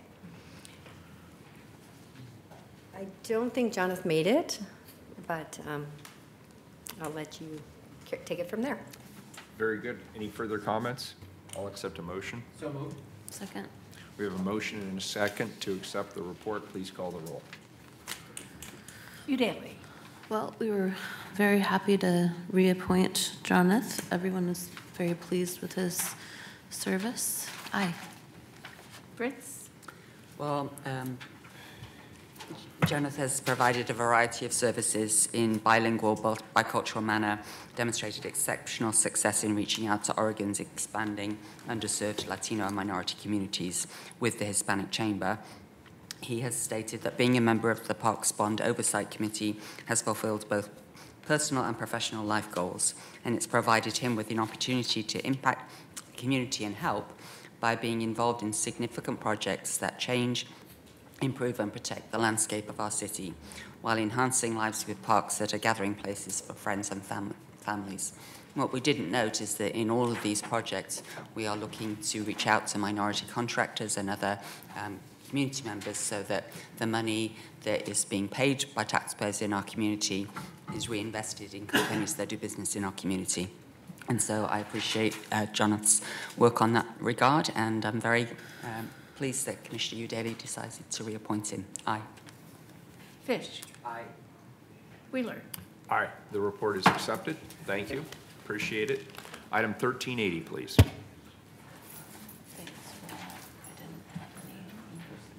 1380. Amend contract with Alcia Geospatial to add $339,584 to upgrade the existing software interface for the electronic citation project for a new total contract amount of $719,244. Colleagues, our current software and hardware are outdated, leaving us vulnerable to security issues. Our current devices are only capable of using 3G cellular service. The service provider has announced an end of availability and support for mobile 3G services by July 2019. The Bureau of Technology Services, Telecom Engineering and Support has requested that the Portland Police Bureau replace these devices as soon as possible. The new software is compatible with smartphones that have been deployed with all police officers. We believe this will allow the Bureau to decommission the current handheld devices, saving cost, support time, and increasing network security, which of course is of increasing importance. The new software will allow the Portland Police Bureau to utilize more mobile technical features, reducing the time to develop an e-citation, thus allowing the officer to spend more time with the resident and reduce the amount of time the officer is required to be on the road, thus increasing officer safety as well. Today we have Captain Mike Krebs here to start us off. Captain. Yes. Captain Mike Krebs, Portland Police Bureau Traffic Division. And I'm here today to request your support to purchase a new e-citation platform. As the mayor just said, is that our platform is old. It was first instituted in 2006, so it's about 11 years old. It is unpredictable and sometimes inefficient. It is, as the mayor said, a couple things. When we stop people for a traffic stop, we don't want to detain them any longer than we have to. I mean, it's just kind of uncomfortable. People want to get on their way. So I believe this new system will allow us to be quicker on the roadside, which will also increase officer safety. Right now, our traffic division uses the e-citation platform, and we issue about 70% of all the citations citywide for the Portland Police Bureau. So even though we're only purchasing a small amount of these e-citation platforms, it will have a large impact on the number of people we contact and how the contact is carried out. So right now, I want to turn it over to Chad Lublin. Chad is our lead from IT. He's the one who's been searching for this new platform and working with my officers to find a reasonable replacement. Chad? Thank you. Hi. Chad Lublin, Technology Project Manager. I wanted to just kind of go through real quick. We talked about the history. The mayor talked a little bit about the reasons why we need to do this. I want to talk a little bit about sort of the market research and kind of why we are where we're at. So for the past 6 months, we've been conducting market research. We've had about 10 companies that were identified as potential vendors. However, only 3 of those were planning to offer their solution on a secure Apple mobile technology device. Vendor 1 required state approval before we could use it. And because the state's review period is uncertain, and because the estimated project costs were the highest of the 3, we decided to move on to the next 2. Project and ongoing costs between vendors 2 and 3 were similar, and neither have a live solution. However, some advantages with ALSE's solution include we've had 11 years of experience with ALSE. They have a proven record of excellent support and quality software. Officers like the ease of use of the ALSE solution. The requirements for the new software could be used for the new development, making testing simplified. We've had 2 successful implementations with ALSE already. Ongoing support costs are known and firm, but most importantly, the time required, as Captain Krebs alluded to, the time required to write a citation was drastically less with the ALSE solution. So in short, ALSE was chosen because project and product risk, time to full implementation, and time to realize cost savings were all significantly less, and because citizen and officer safety is increased, we believe, with ALSE's solution.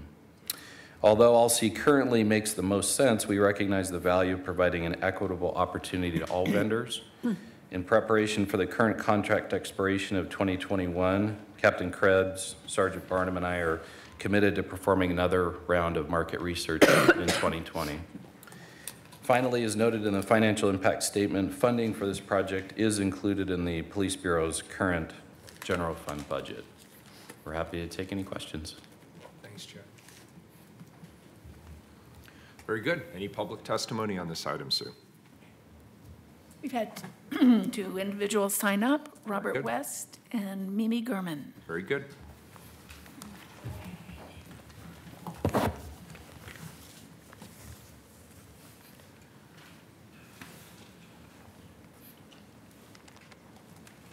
Good morning. Do you go first?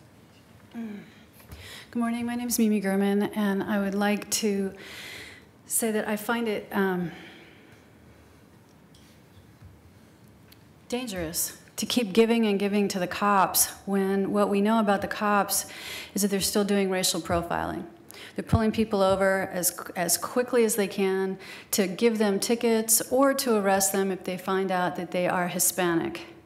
And we know this, the records are out. Racial profiling from the Portland Police Department is really egregious. This isn't any guesswork. And yet we keep giving. I understand that this is, what it is. I understand the agenda item. I just can't sit back and not speak to the racial profiling that hasn't been fixed or solved.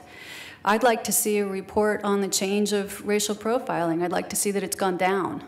I think we all have a right to know what's been going on since that report came out. So while I'd love to say that I don't think the cops should get anything more until we get that our citizens are actually protected from the police, I know that probably won't happen, but I have to say it for the record anyway. Thank you. Thank you. Okay, my name is Robert West. I'm with Film the Police 911. And I got some serious concerns with this. First of all, you guys just put in this new system not even 2 years ago. And all of a sudden, they need a new system. And as far as the racial profiling goes, last Monday, I watched 3 traffic stops within 15 minutes of each other. As soon as they got done with one, they went and stopped another one, then they went and stopped another one. There's 3 blacks that they stopped. Out of the 3 blacks, none of them got tickets. In fact, none of them committed a traffic violation. 2 of the cars were searched. And the police are out there committing racial profiling. They're searching people's cars. If they stopped you guys for no reason and decided, well, we're going to search your car, we want you to stand up on the sidewalk, and while an officer's searching your car, one's going to pat you down, you'd be highly upset about that. It's a violation of your privacy. And the police are continually doing that. As far as getting the people their tickets or warnings or whatever, I'd like to see more enforcement on the speeders. I've watched people get tickets for making an improper right-hand turn on side streets. Oh, well, the guy's Hispanic, so we'll stop him because he's got to have a warrant somewhere. Well, he doesn't have a warrant, but we need a reason to stop him anyway, so he didn't pull all the way to the curb to make a right-hand turn. And then I see people going down Stark at 70 miles an hour. I'm going 40, and I watch dude go flying by me faster than a lot of the police officers go by me. And the question is why are we going to be continually giving police money to go after minorities? And why are we buying system after system after system?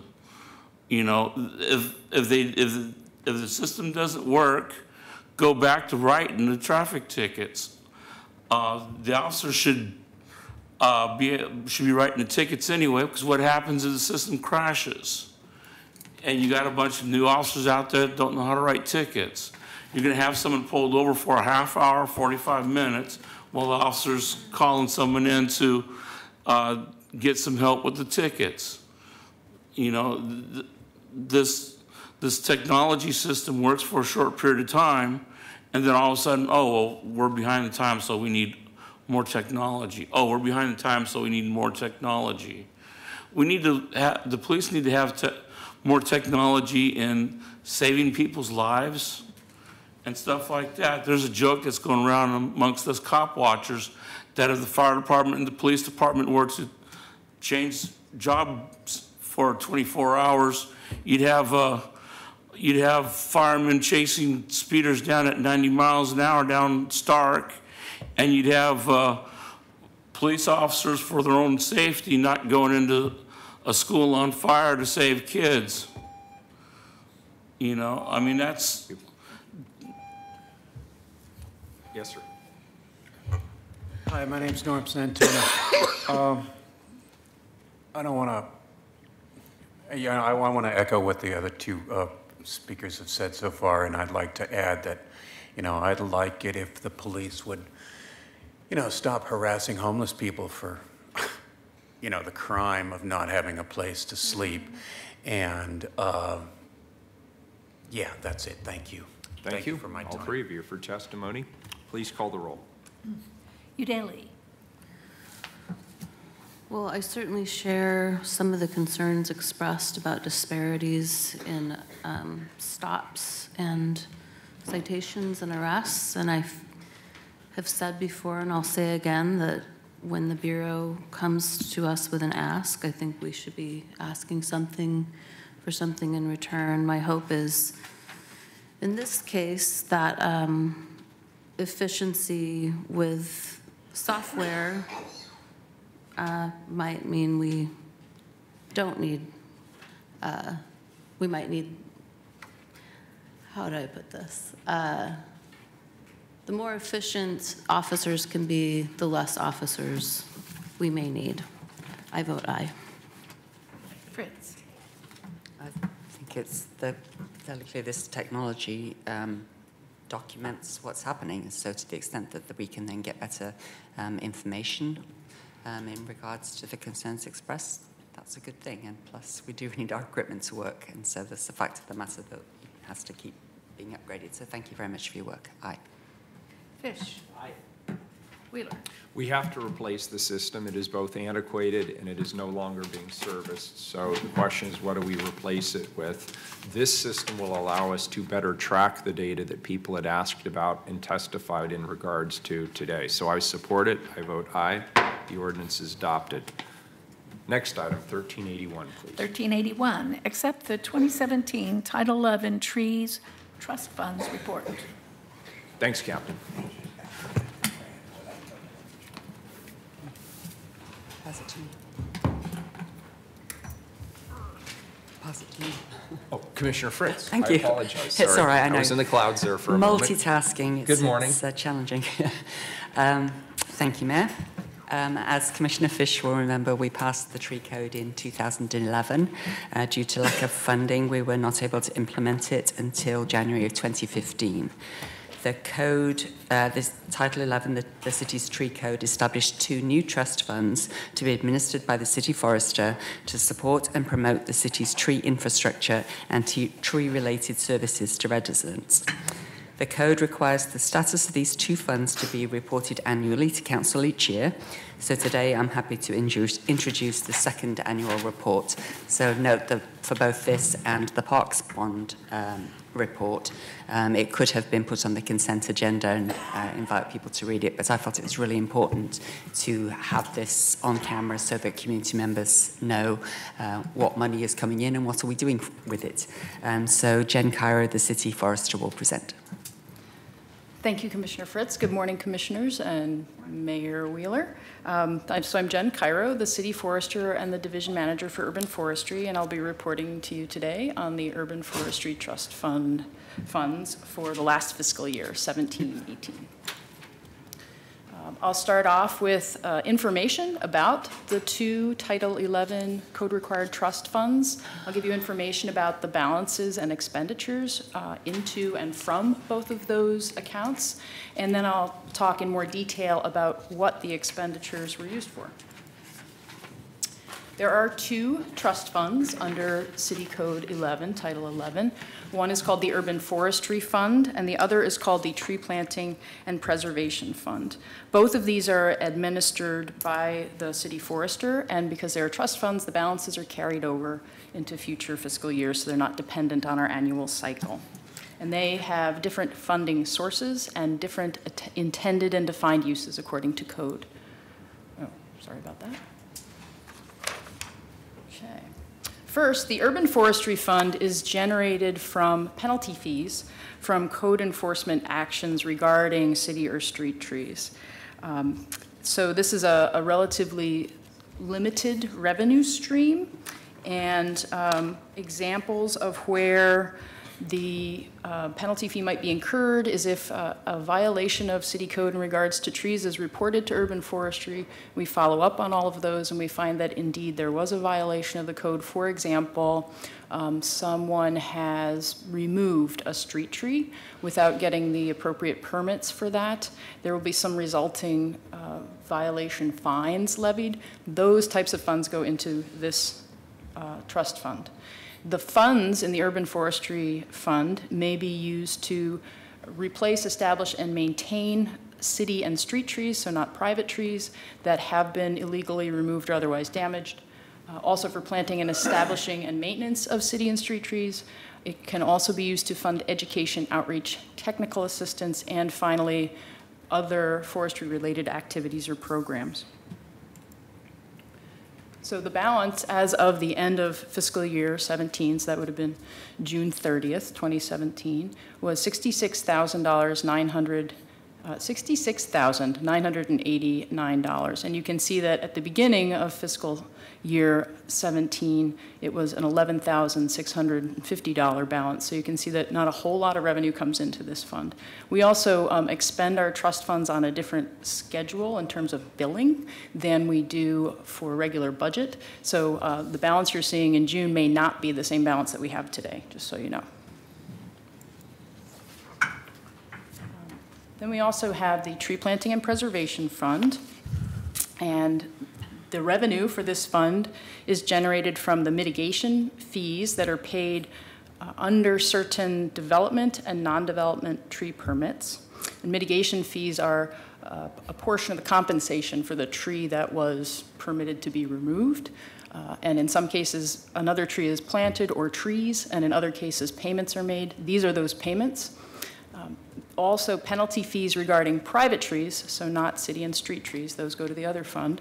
But those for private trees come into the Tree Planting and Preservation Fund. And also there's the opportunity for voluntary contributions to the fund. And these funds can be used for planting trees on all sorts of property, city and private. Also for purchasing conservation easements related to tree protection or acquiring land related to tree protection. Could I ask a question on that, please? Sure. So, I think that's great. I'm really intrigued by the ability to accept voluntary contributions. How is the fund actually structured? Is it a separate 501c3, or how did you structure it? Okay. Mr. Mayor, my understanding is it's structured similar to all other routine trust funds in the city, where it's not, it is held aside from the budget cycle. It incurs some interest.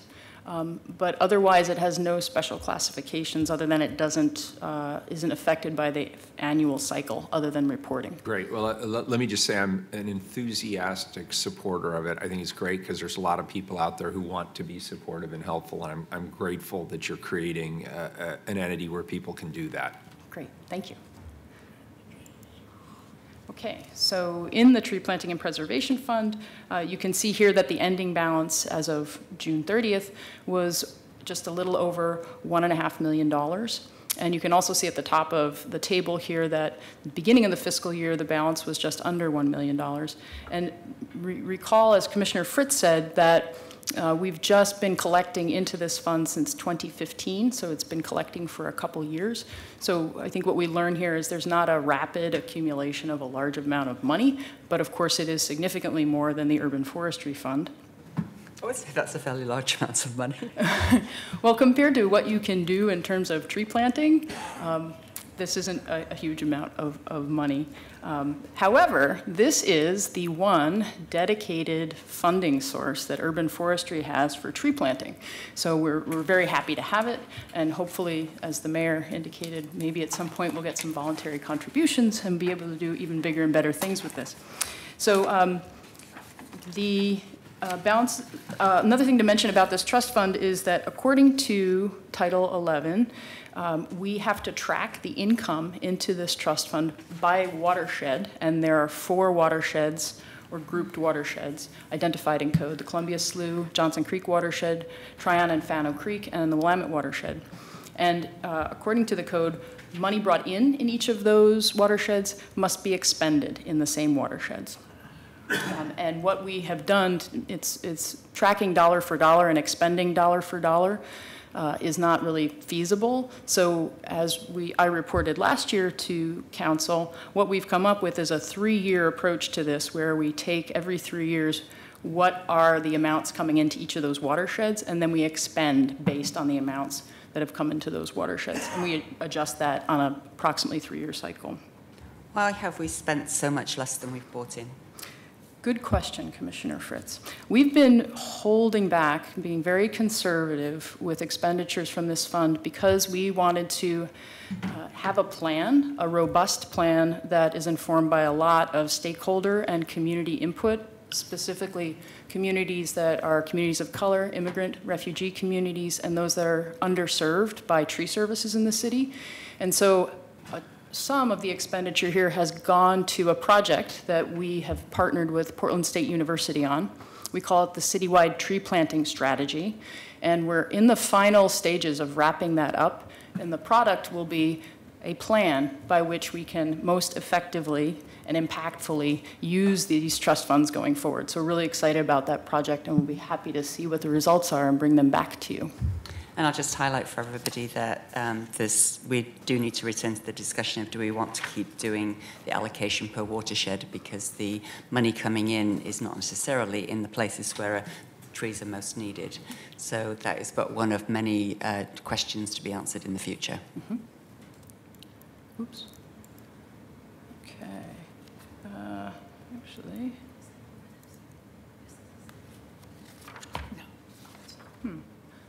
I'm sorry, I appear to be missing a slide, so I'll tell you about this on the next slide. Correction, we're fine. Okay, so specifically, the funds that were expended from the Tree Planting and Preservation Fund include these areas. First, in the past fiscal year, we planted over 2,000 trees, primarily on parks properties, both in developed parks and in natural areas and hybrid parks. And also, we planted trees on school properties across the city. We work with 5 different districts at this point on a program that we call Learning Landscapes. And Learning Landscapes is specifically aimed for increasing canopy with our partner schools, so planting more trees there, and engaging kids at the school in planting the trees, learning about trees and the services they provide to the public. And so that's a low number, 61 trees. However, when we did that, we had 556 students participating and 128 volunteers. So there's actually a lot more impact than the 61 trees themselves indicate. The funds have also been used for watering and establishment care. So when new trees are planted, in order for them to survive our dry and increasingly hot summers, we have to at least water them for 2 or 3 years and do some other basic care. And also, as I mentioned, and Commissioner Fritz asked about, we've also used some of those funds for developing the tree planting strategy with PSU. And the pictures here you're seeing on the top left, that's at Vernon, Powell Butte restoration planting, and the one to the on the upper right is one of the tree planting strategy focus groups. We had 5 different focus groups with communities of color. We also had a community advisory committee that worked with us on developing the plan. And the one on the lower right is Woodlawn Elementary School kids planting trees and learning about them.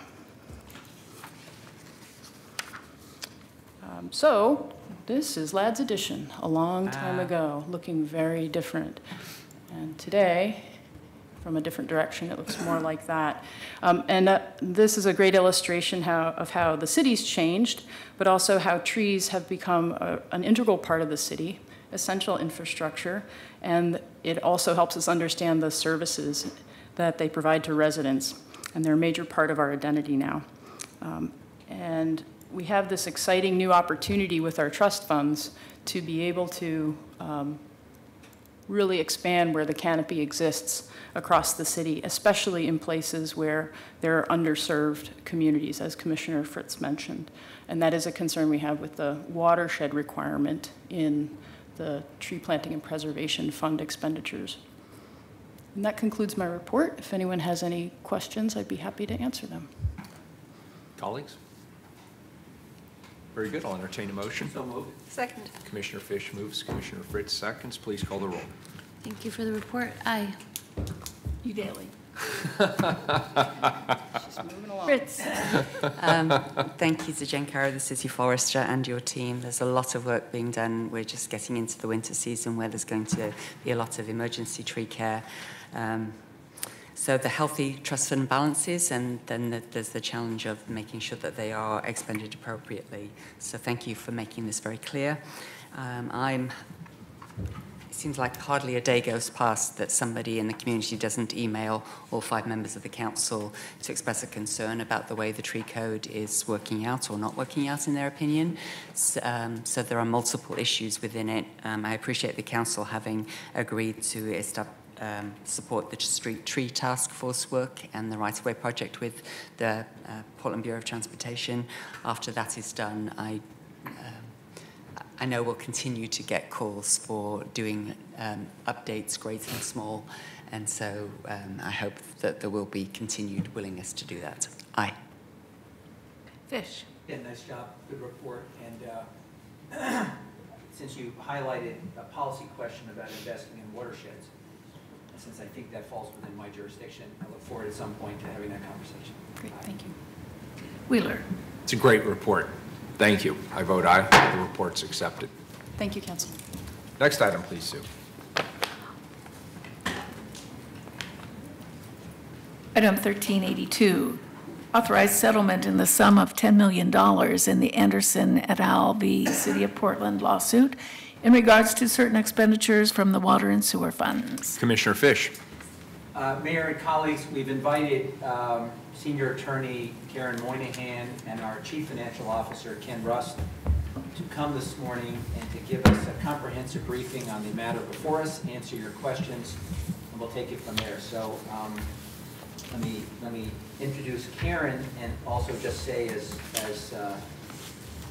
someone who has spent more time than is who has spent a lot of time on this particular issue. It has been an absolute pleasure working with the City Attorney's Office, and in particular to be guided as skillfully as we have been by Karen.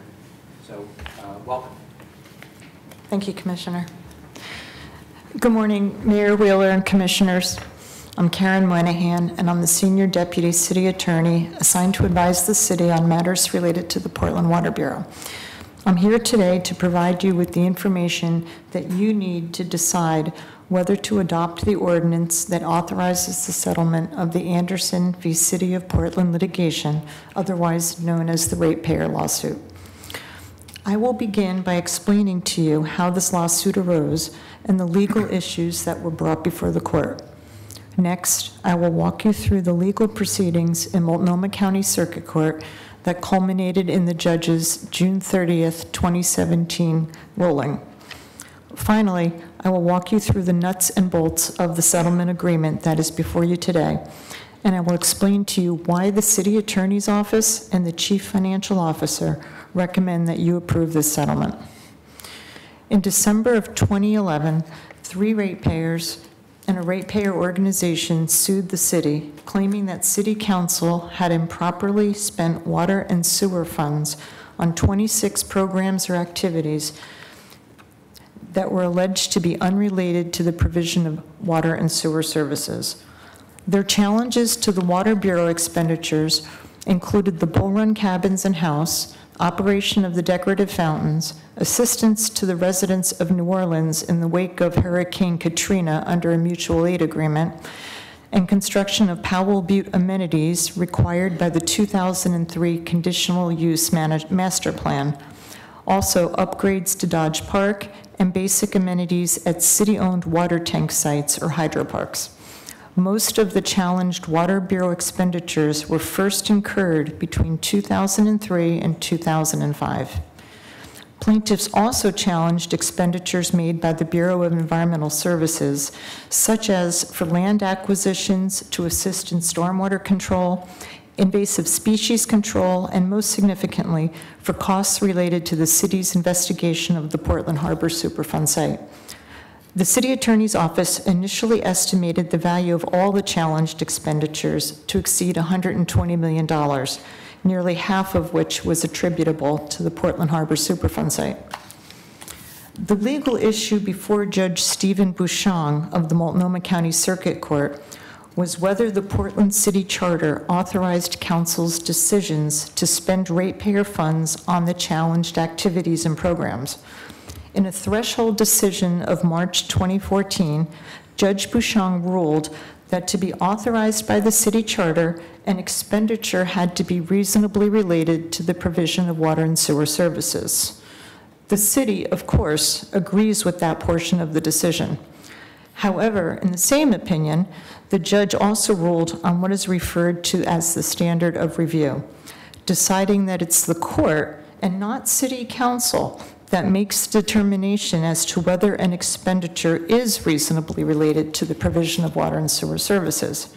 Now, that standard is problematic for the city because it's city council that sits as the decision maker regarding how ratepayer funds will be expended, not the court. Council must have the ability and the confidence to review a proposed expenditure, such as the proposed filtration plant, and decide whether it is a sound and logical investment of ratepayer funds. Therefore, the city's position regarding the standard of review is that the court has the jurisdiction to review an expenditure of ratepayer funds to determine whether city council has abused its discretion, but not to make its own determination as to whether the expenditure was reasonably related to the provision of water and sewer services. That's council's job, not the court's. Between 2014 and 2016, the court issued numerous opinions regarding the challenged expenditures, and the parties came to agreements regarding others. Ultimately, the court ruled in the city's favor on all but 7 challenged expenditures: public campaign financing, Portland Loos, Hurricane Katrina aid, Dodge Park amenities, hydroparks, BES parks pass-through costs, and certain expenditures at Powell Butte.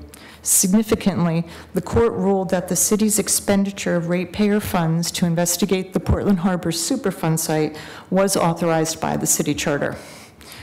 In June 2017, after a remedy trial on the costs of the disallowed expenditures, Judge Bouchon ruled that $17 million was not authorized by the Portland City Charter and ordered the city to reimburse the ratepayer funds accordingly. A final judgment has not yet been entered at the party's request. Council is being asked today to adopt an ordinance that would authorize Mayor Wheeler to sign a settlement agreement with the plaintiffs. The agreement requires the city to pay plaintiffs' legal counsel $3 million from general fund sources by December 29, 2017. Additionally, by September 30, 2019, the city must reimburse the water fund $5.5 million and the sewer fund $1.5 million, also from general fund sources. Finally, it provides that the lawsuit will be dismissed with prejudice, meaning that these plaintiffs cannot bring these claims back again before the court in the future. The city attorney's office recommends that council adopt this ordinance and approve the settlement agreement. We think that it is a good, fair settlement for several reasons. First, it reduces the total award from $17 million to $10 million. Second, it dismisses the case without a final judgment, which would enshrine the judge's ruling on the standard of review. While another Multnomah County judge would likely look to Judge Bouchon's decision for guidance should a similar lawsuit be filed by another party, There would be no legal precedent stating that a circuit court judge and not city council gets to decide whether an expenditure of ratepayer funds is reasonably related to the provision of water and sewer services. Third, this settlement brings finality. An appeal presents risks to both the plaintiffs and the city. Additionally, on appeal, the $17 million judgment would be subject to the 9% statutory interest rate per annum, greatly increasing the city's potential liability. I'd like to address a final matter that is surely weighing on your minds, the payment of attorney fees to the Davis Wright Tremaine law firm. The city attorney's office recommends the payment of $3 million in attorney's fees because it is consistent with standard attorney fee awards. In most contingency or class action lawsuits where attorneys litigate a matter at substantial risk to their law firm's finances, attorneys recoup at least 1/3 of the court's award. Therefore, a $3 million fee award on a $10 million settlement is entirely consistent with, if not slightly less than, a standard contingency fee award. Additionally, this lawsuit was filed as a common fund lawsuit. Under the common fund doctrine, an attorney who brings a case that results in the payment of funds to benefit members of the public who are not paying for the attorney's services is entitled to recoup his or her fees from the award. In this instance, the court awarded $17 million as unauthorized expenditures to be reimbursed to the water and sewer funds. We are confident that plaintiffs' attorneys would have been awarded at least this amount in fees out of the $17 million award had this matter remained before the circuit court. Therefore, the city attorney's office recommends that you authorize the settlement. And now I'll turn the presentation over to Mr. Ken Rust. Karen, before you do that, I just want to, and I'll have more to say on this shortly. I want to thank you for the presentation. This has been a very complicated, multi-year process. And you just boiled it down into about 5 minutes in a manner that people can easily understand what the decision points were and why you recommended and why your office recommends what you are recommending to the council. I think you've set a good standard, and I just want to call that out for future presentations on complex issues. This is a textbook example, in my opinion, of how to do it correctly. So thank you for that. Thank you, Mayor. Ken. Good morning, Mayor Wheeler and members of the City Council. For the record, I'm Ken Rust, the city's Chief Financial Officer and the Director of the Bureau of Revenue and Financial Services. I've been working with the City Attorney's Office to analyze the financial impacts and risks of various settlement options, including costs and benefits of appealing the Circuit Court's decision. Based on this analysis, it is my opinion that the settlement agreement that you are considering today is prudent, cost-effective, and is in the city's best financial interest. I've also been working with Andrew Scott in the City Budget Office to develop options for making the required settlement payments. By managing general fund contingency, the CBO believes that the initial $3 million payment can be made without budget disruption this fiscal year. The remaining payments to the water and sewer funds can be made in one or more installment payments by the required due date of September 30th, 2019. The settlement agreement provides the city with sufficient flexibility to structure these payments using one-time general fund resources or borrowed funds repaid by the general fund. CBO will be developing appropriate options for your consideration during the fiscal year 2018-19 budget process. With that, I'd be happy to answer any questions you have about the financial aspects of the settlement. I probably later will have a question for the City Budget Office regarding you just said about the one-time funds being used for this purpose.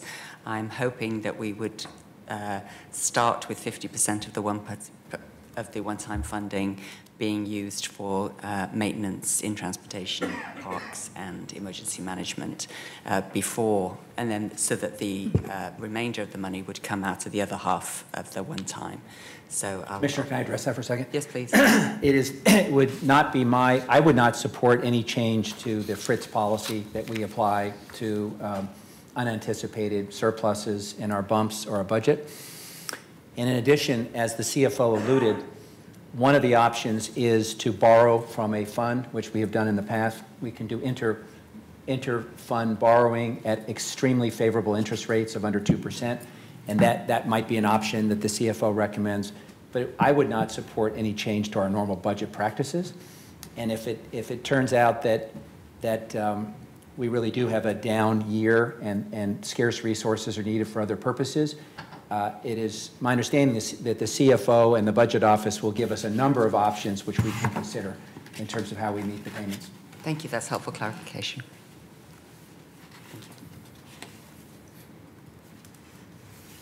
Very good. Public testimony. We have 2 people signed up, Joe Walsh and Shedrick Wilkins. And lightning.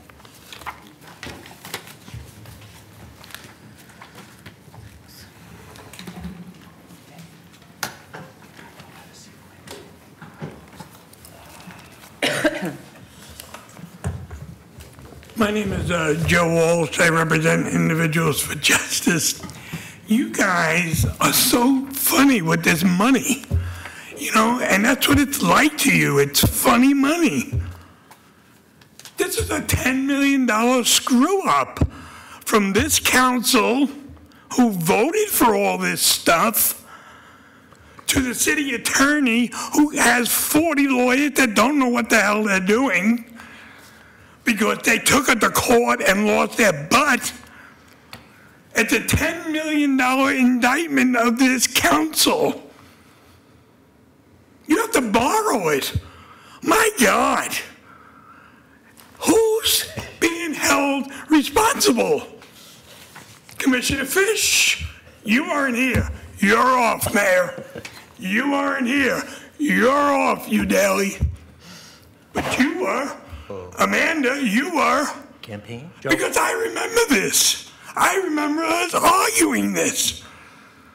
And now you're stuck for $10 million, $3 million lawyer fees. And that's the going rate.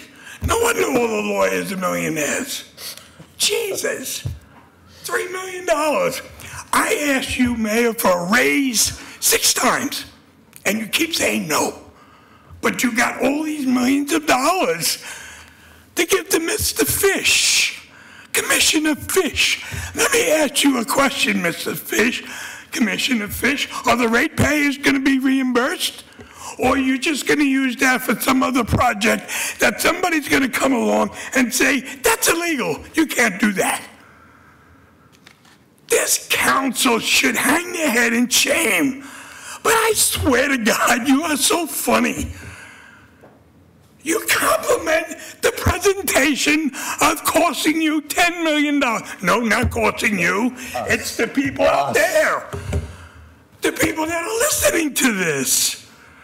Sooner or later, they're going to rise up, Mayor, and say to you, somebody's got to be held responsible. I want someone's head symbolically on the table.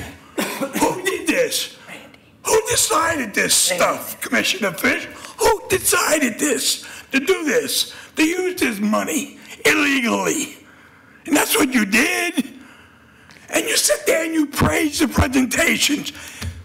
You're so funny, Mayor. You make me laugh. Sometimes I'm on the bus and I think of what you say and do, and I just laugh. I just say, my God, doesn't this guy have a brain? Thank you for your time. Smarter than you. You're so funny. Hi, I'm Shedrick Wilkins, and my thing is, I feel 3 months ago or something, there was a thing here about water. Oregon, well, people in Portland are very sensitive in this area about water. And I'll say it this way, that I was surprised that Scott Fernandez, who wanted to keep the reservoirs open, was against any kind of filtration system. I think this lawsuit is a way of telling Commissioner Fish not to spend a lot of money on a filtration system and just to keep the cost of the water low. Another thing, I was really quite surprised, but it was exciting. In 2012, the council voted to fluoridate the water, which I feel... Please don't say that. Please don't raise that issue again. Anyway, most states fluoridate the water. Practically 90% of all cities in this. I talked to a lot of people that came from California that didn't like that. Los Angeles fluoridated the water in 1990, and they came up here to live here. We're very sensitive about water. And all good intentions, I actually voted for fluoridating the water, but it was trounced. And people don't want anything added, but this is all good intentions. And all the programs that you were sued for have good intentions. But people don't want to pay for it. They want the water here cheap. In fact, I went to a pub yesterday too and found out that people want to mix water with the Columbia water, even though some people claim it has radon, but that's not the point. If you mix it with Columbia water, it'll still be cheap and unfiltered. And the burden of you is to drink bottled water or whatever. And it's just the way Oregonians, they want cheap water from the Columbia River, from Bull Run, to water their gardens, and it's up to them whether it's not pure. Yes, my name is Lightning. I represent Lightning Super Watchdog X. The city charter says the fees Water Bureau customers pay are for water-related services. Very straightforward, very simple. Somebody missed big time on this, and I hate to say this to my good friends, the attorneys that control the whole fourth floor. How did you ever miss this? How did you ever allow somebody to fund the Loos, to fund Dodge Park, to fund campaign type fund, all these different things that a judge even looked at and came back, you at the very least owe about 17 million. Now, again to you, John DiLorenzo, and I know you're listening, my good buddy, and I have friends that went to school with you, and they respect you a lot, so let me say this to you again. Have yourself a very happy new year, my friend. And enjoy yourself because you've earned it, my friend. $3 million. Outstanding work for improper use of funds. Here's my problem to you, Mr. DiLorenzo. You want to settle this before going after the full 17 million. My question to you, and I'll ask you this since you're listening very close. How do we get E&O insurance to pay for this that the city has in place? We have to go forward. There has to be more guilt admitted. As you know, in this agreement, the city is not going to admit any guilt.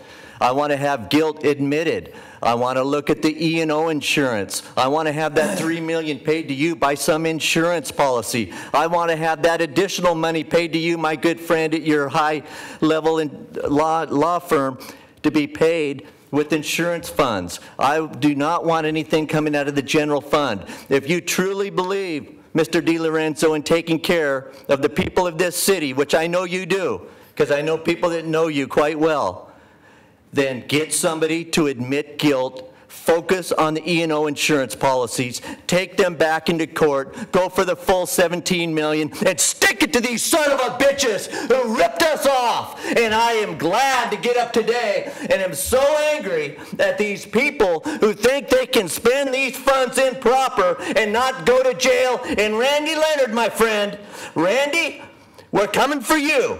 We're going to get you, Randy. And remember, those Loos, whenever I push that button, Randy Leonard, I think of you, you corrupt son of a bitch. Go to hell, Leonard. So, Mayor, I'm out of here. Okay. This is appalling to me. Issue has generated some passion. Can I have the city attorney come back for a second? You bet, sir. I think it would be beneficial. Karen, can you come back for a second? You don't have to give me the blue ticket. Is it press release or statement? Just don't go ahead and post it. 100+ million on this. Unbelievable, man.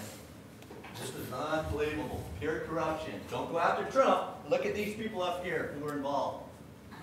Commissioner Fish, you had a question? Karen, a number of questions were raised in the testimony, which I think it's useful to give you a chance to respond. One question was, when did the bulk of these claims arise? Could you just clarify that again? Certainly, Commissioner. The Water Bureau expenditures, actually all of the expenditures arose, most of them between 2003 and 2005. Okay. Some of them actually a bit earlier. I can just, I think, stipulate for the record that no member of this body here today was serving between 2003 and 2005. That doesn't resolve any responsibility we have for addressing and resolving the problem, but thank you for that clarification. Number two, you said in your opening remarks that the total value of the claims was around $120 million, and that if the plaintiffs had been successful in all of them. And it's my understanding that that is premised on the fact that about half or more would have been related to Superfund. Is that correct? That's correct, Commissioner. Okay. Had this case gone on appeal, and I know there are issues that both the Plaintiffs' Counsel and the City Attorney's Office had with this, what would have been the options for a reviewing court? Commissioner, the options would have been, had we appealed, I'll just back up a little bit, had we appealed, plaintiffs indicated they also would have appealed. So both parties would have been appealing the court's standard of review. Plaintiffs had argued early on in this case and maintained the position that the standard of review should actually be that an expenditure's primary purpose must be for the provision of water and sewer services. To our interpretation, that means we could have spent money on a pipe, could have spent money on treatment works. But so many of the items that truly are reasonably related to the provision of water and sewer services would have been in question with that standard of review. Both parties would have appealed.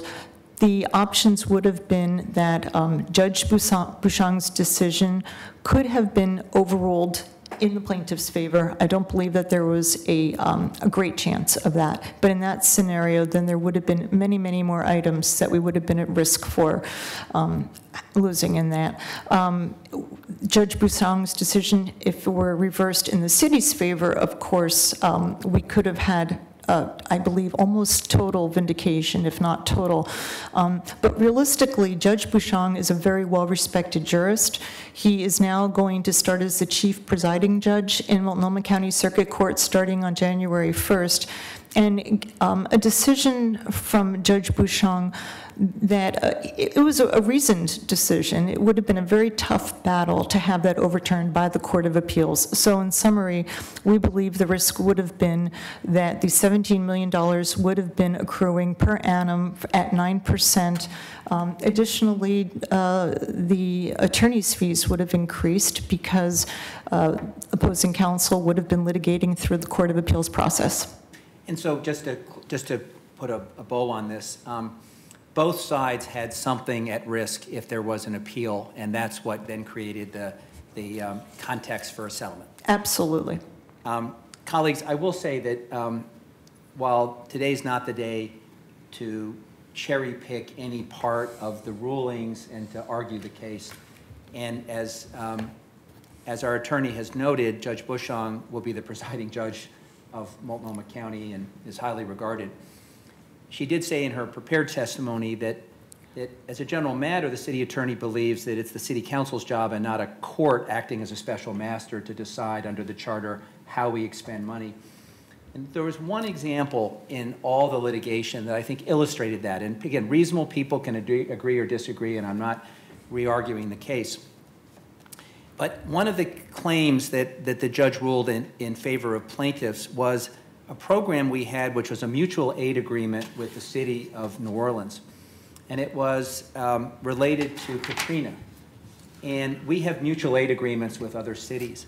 And what happens when there's an emergency is that we agree to send some of our people to go help another city. And under that mutual aid agreement, they in turn agree that if we are in the same situation, they will send first responders to our city. It is largely funded and reimbursed by FEMA, but there's always going to be a little shortfall. It was the view of the city, and people can agree or disagree with this, I'm not relitigating the case, that we should have those mutual aid agreements with other cities, that if we ever have an emergency, we want to have Water Bureau professionals from other cities coming here. And we thought that the training that our employees get by being involved in those emergency situations becomes invaluable in addressing ours. Now, let's just say that you agree or disagree with that proposition. The point that Karen made earlier is that for the council to decide or for a judge?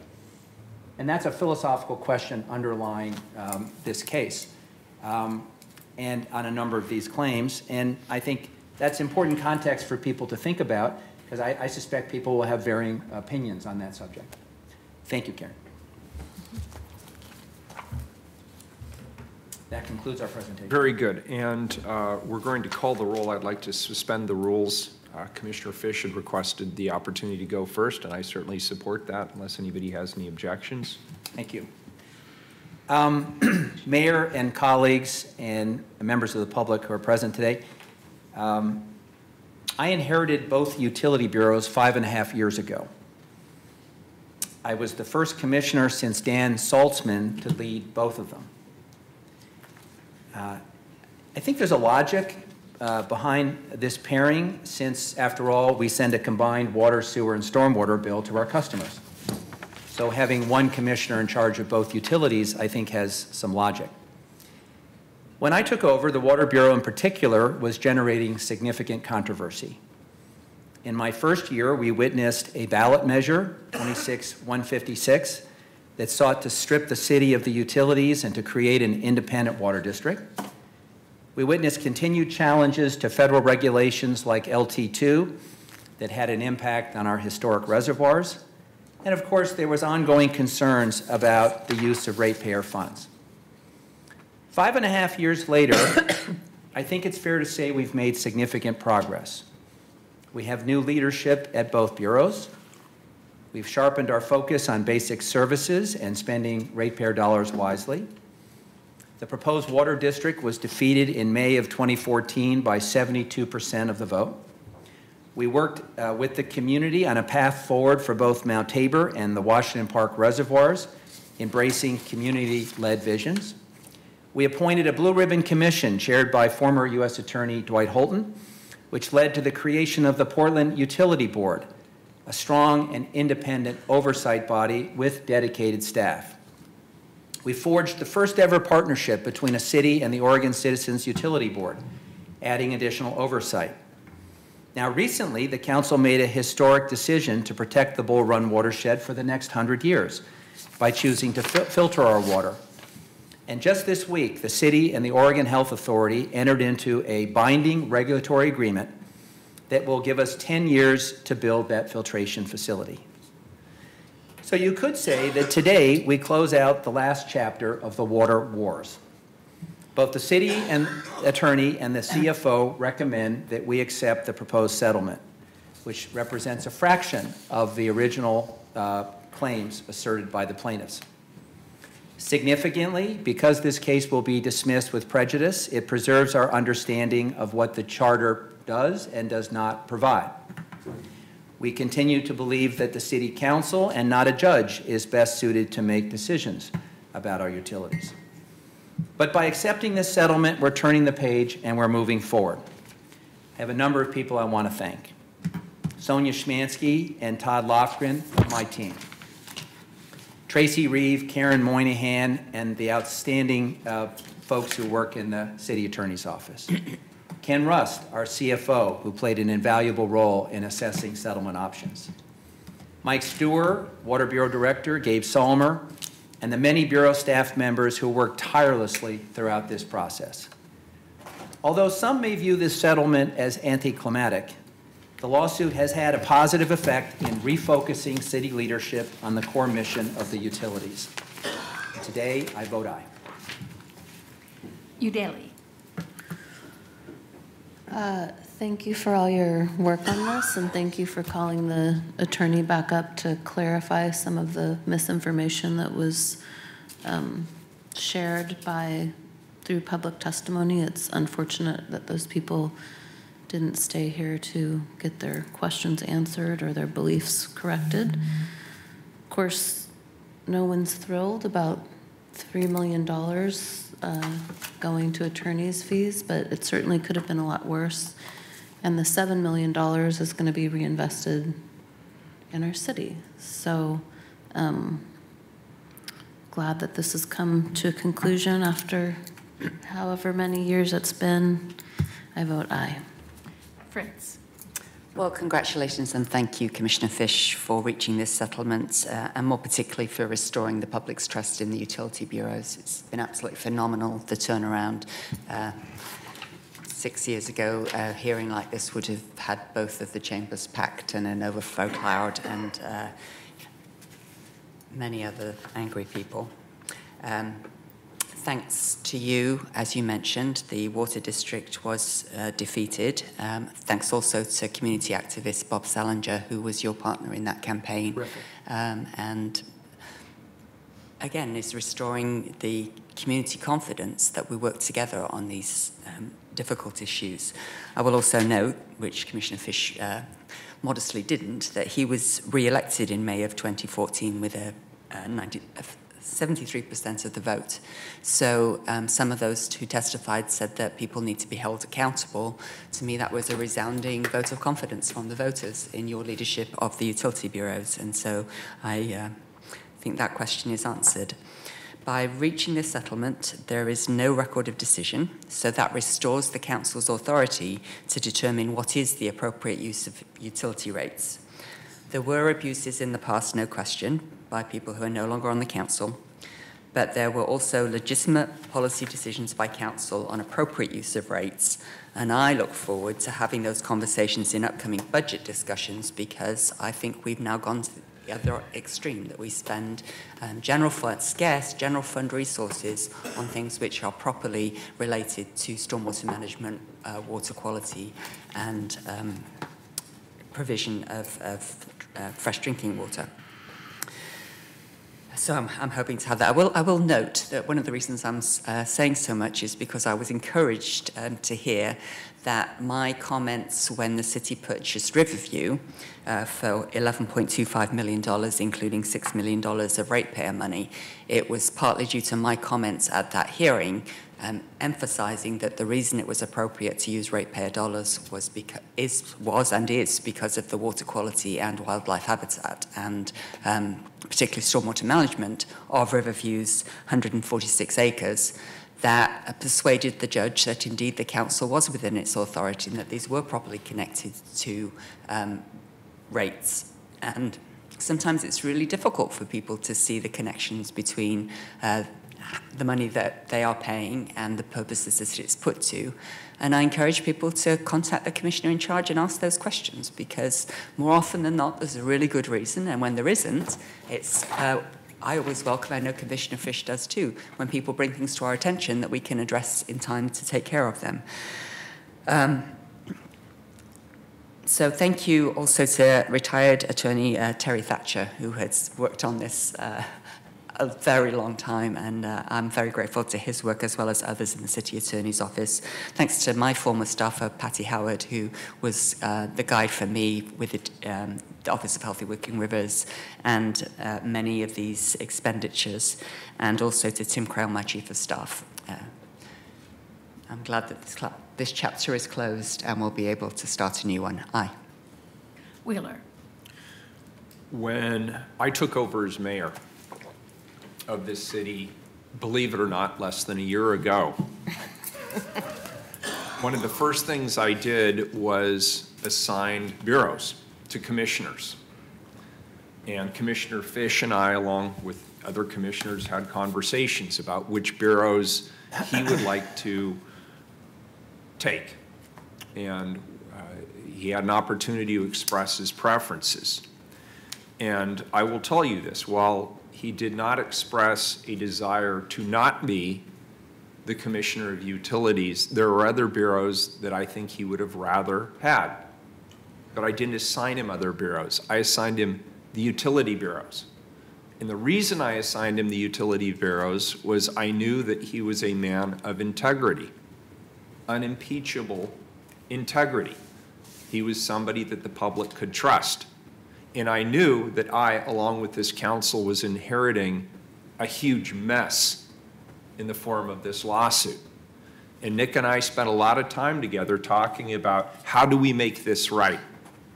We can't go back to the early 2000s and correct some of the missteps that were made on behalf of all of us who are residents here in the city of Portland. But I felt that we had an obligation to extricate ourselves from this mess with the lowest cost and the highest opportunity to the people that we represent. And Nick was the guy who I believed could get that job done amongst all of us. And he's done it. And so nobody's happy with the settlement. I agree with the lawyers. I think it could be worse. I think there was significant risk associated with continuing to fight this. But I have come to the conclusion, as apparently have all of my colleagues, that this is the lowest risk, lowest cost solution that gets this mess behind us and will allow Commissioner Fish or his successor commissioners to do the work that needs to be done in the bureaus. And he's already begun that process, and he has already begun to rebuild that trust and reestablish the integrity that those bureaus rely on from the public that they serve. So I think this is an important day. And I want to thank all of the people who spent so much time and so much energy on this, particularly Commissioner Fish. I mean, nobody runs for public office so that they can sit in that seat and deal with the kind of issues that you've had to deal with on the bureaus. But you've done it to great effect and with significant success. Well, he did run for office. That was good. And so I'm glad that we are where we are today. I vote aye. The ordinance is adopted. Thank you all. Could we please move to item 1386, because I know Andrew has been waiting patiently, and then we can dispose of the second readings at the end. Colleagues, I am unwell, and I am going to excuse myself now that we've done all the emergency ordinances. Yeah, thank Happy you. holidays, and Happy see holidays. you next Go home year. and get in bed. Thanks, Commissioner. Thanks for being here. Item 1386, assess benefited properties for street, sidewalk, and stormwater improvements in the Southeast 86th Court and Steel Street Local Improvement District. Good afternoon. How are you today, Andrew? Good afternoon. Andrew Abbey, Local Improvement District Administrator. We did not receive... Excuse me, Mayor. I'm sorry? We had previously where we had only 2 people in the room. I think if we get to that point again, we don't have a quorum. Oh, Nick just walked out. We have to take a little time out. That's fine. Why don't we take a 5-minute break? Apologize. That would be okay. awesome. Let's take a 5-minute break. And thank you, Andrew. Thank you for your patience. We're in recess for 5 minutes. Thank you. I didn't even see him walk out. Thanks.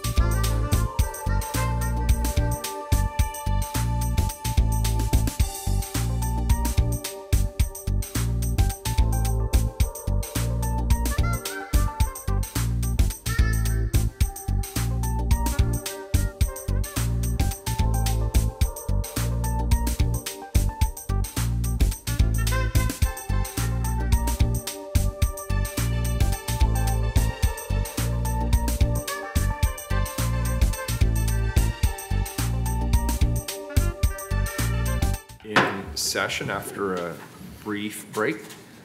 Greetings. Welcome back, Mayor and Commissioners. I'm Andrew Abbey, Local Improvement District Administrator. I understand we have a quorum now, so I'll be very brief on this presentation.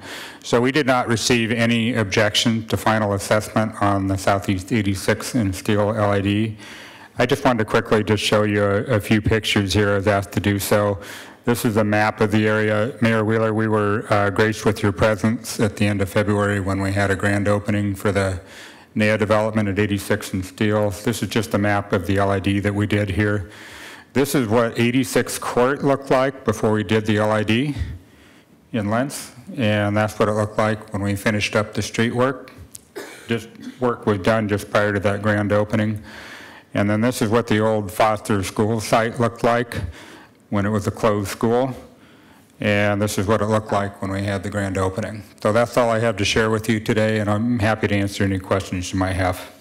That was a very brief but very compelling presentation, Andrew. Yeah, that's brilliant. Thank you so much for showing the befores and afters and, you know, putting a bow on it. It's really great. Pleasure. Thank you. Yeah, it's really fabulous to see how this process improved the area, obviously. Any public testimony on this item? Please call the roll. I'm sorry, this is I scribbled right over where the little star is. This is a non-emergency first reading of an ordinance. It moves to second reading. Thank you. And then we have a number of second readings. 1383, please.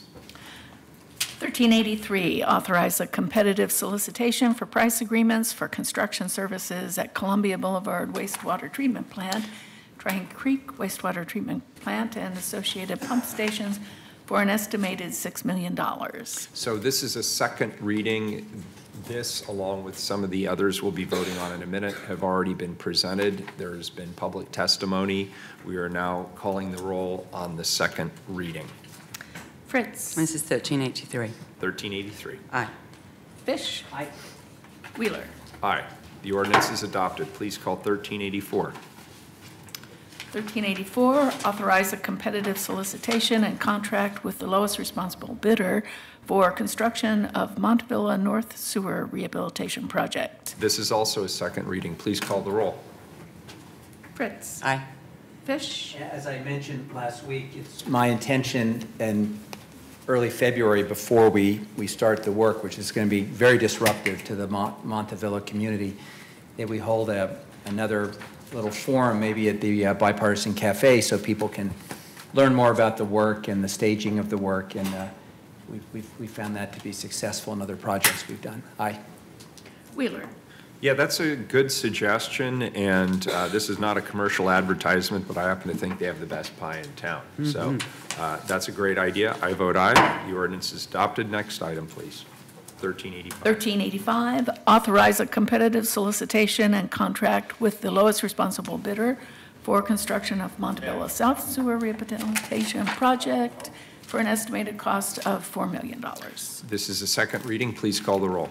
Fritz. Aye. Fish. Mayor, not only do they have the best pie, but inexplicably they have the best bagel and lox. But recently, they were actually closed, and so I went to the Village Inn, which for those of us who have to pick up a pie and places are closed because of holiday hours, the Village Inn has really great pies. Let me throw that out there. Aye. Wheeler. Some of the best hamburgers in town are actually at the Country Cat down the street. Very good. And I also like the appetizers at the Observatory. I vote aye. Happy holidays, everybody. Without further ado, we are adjourned. Thank you.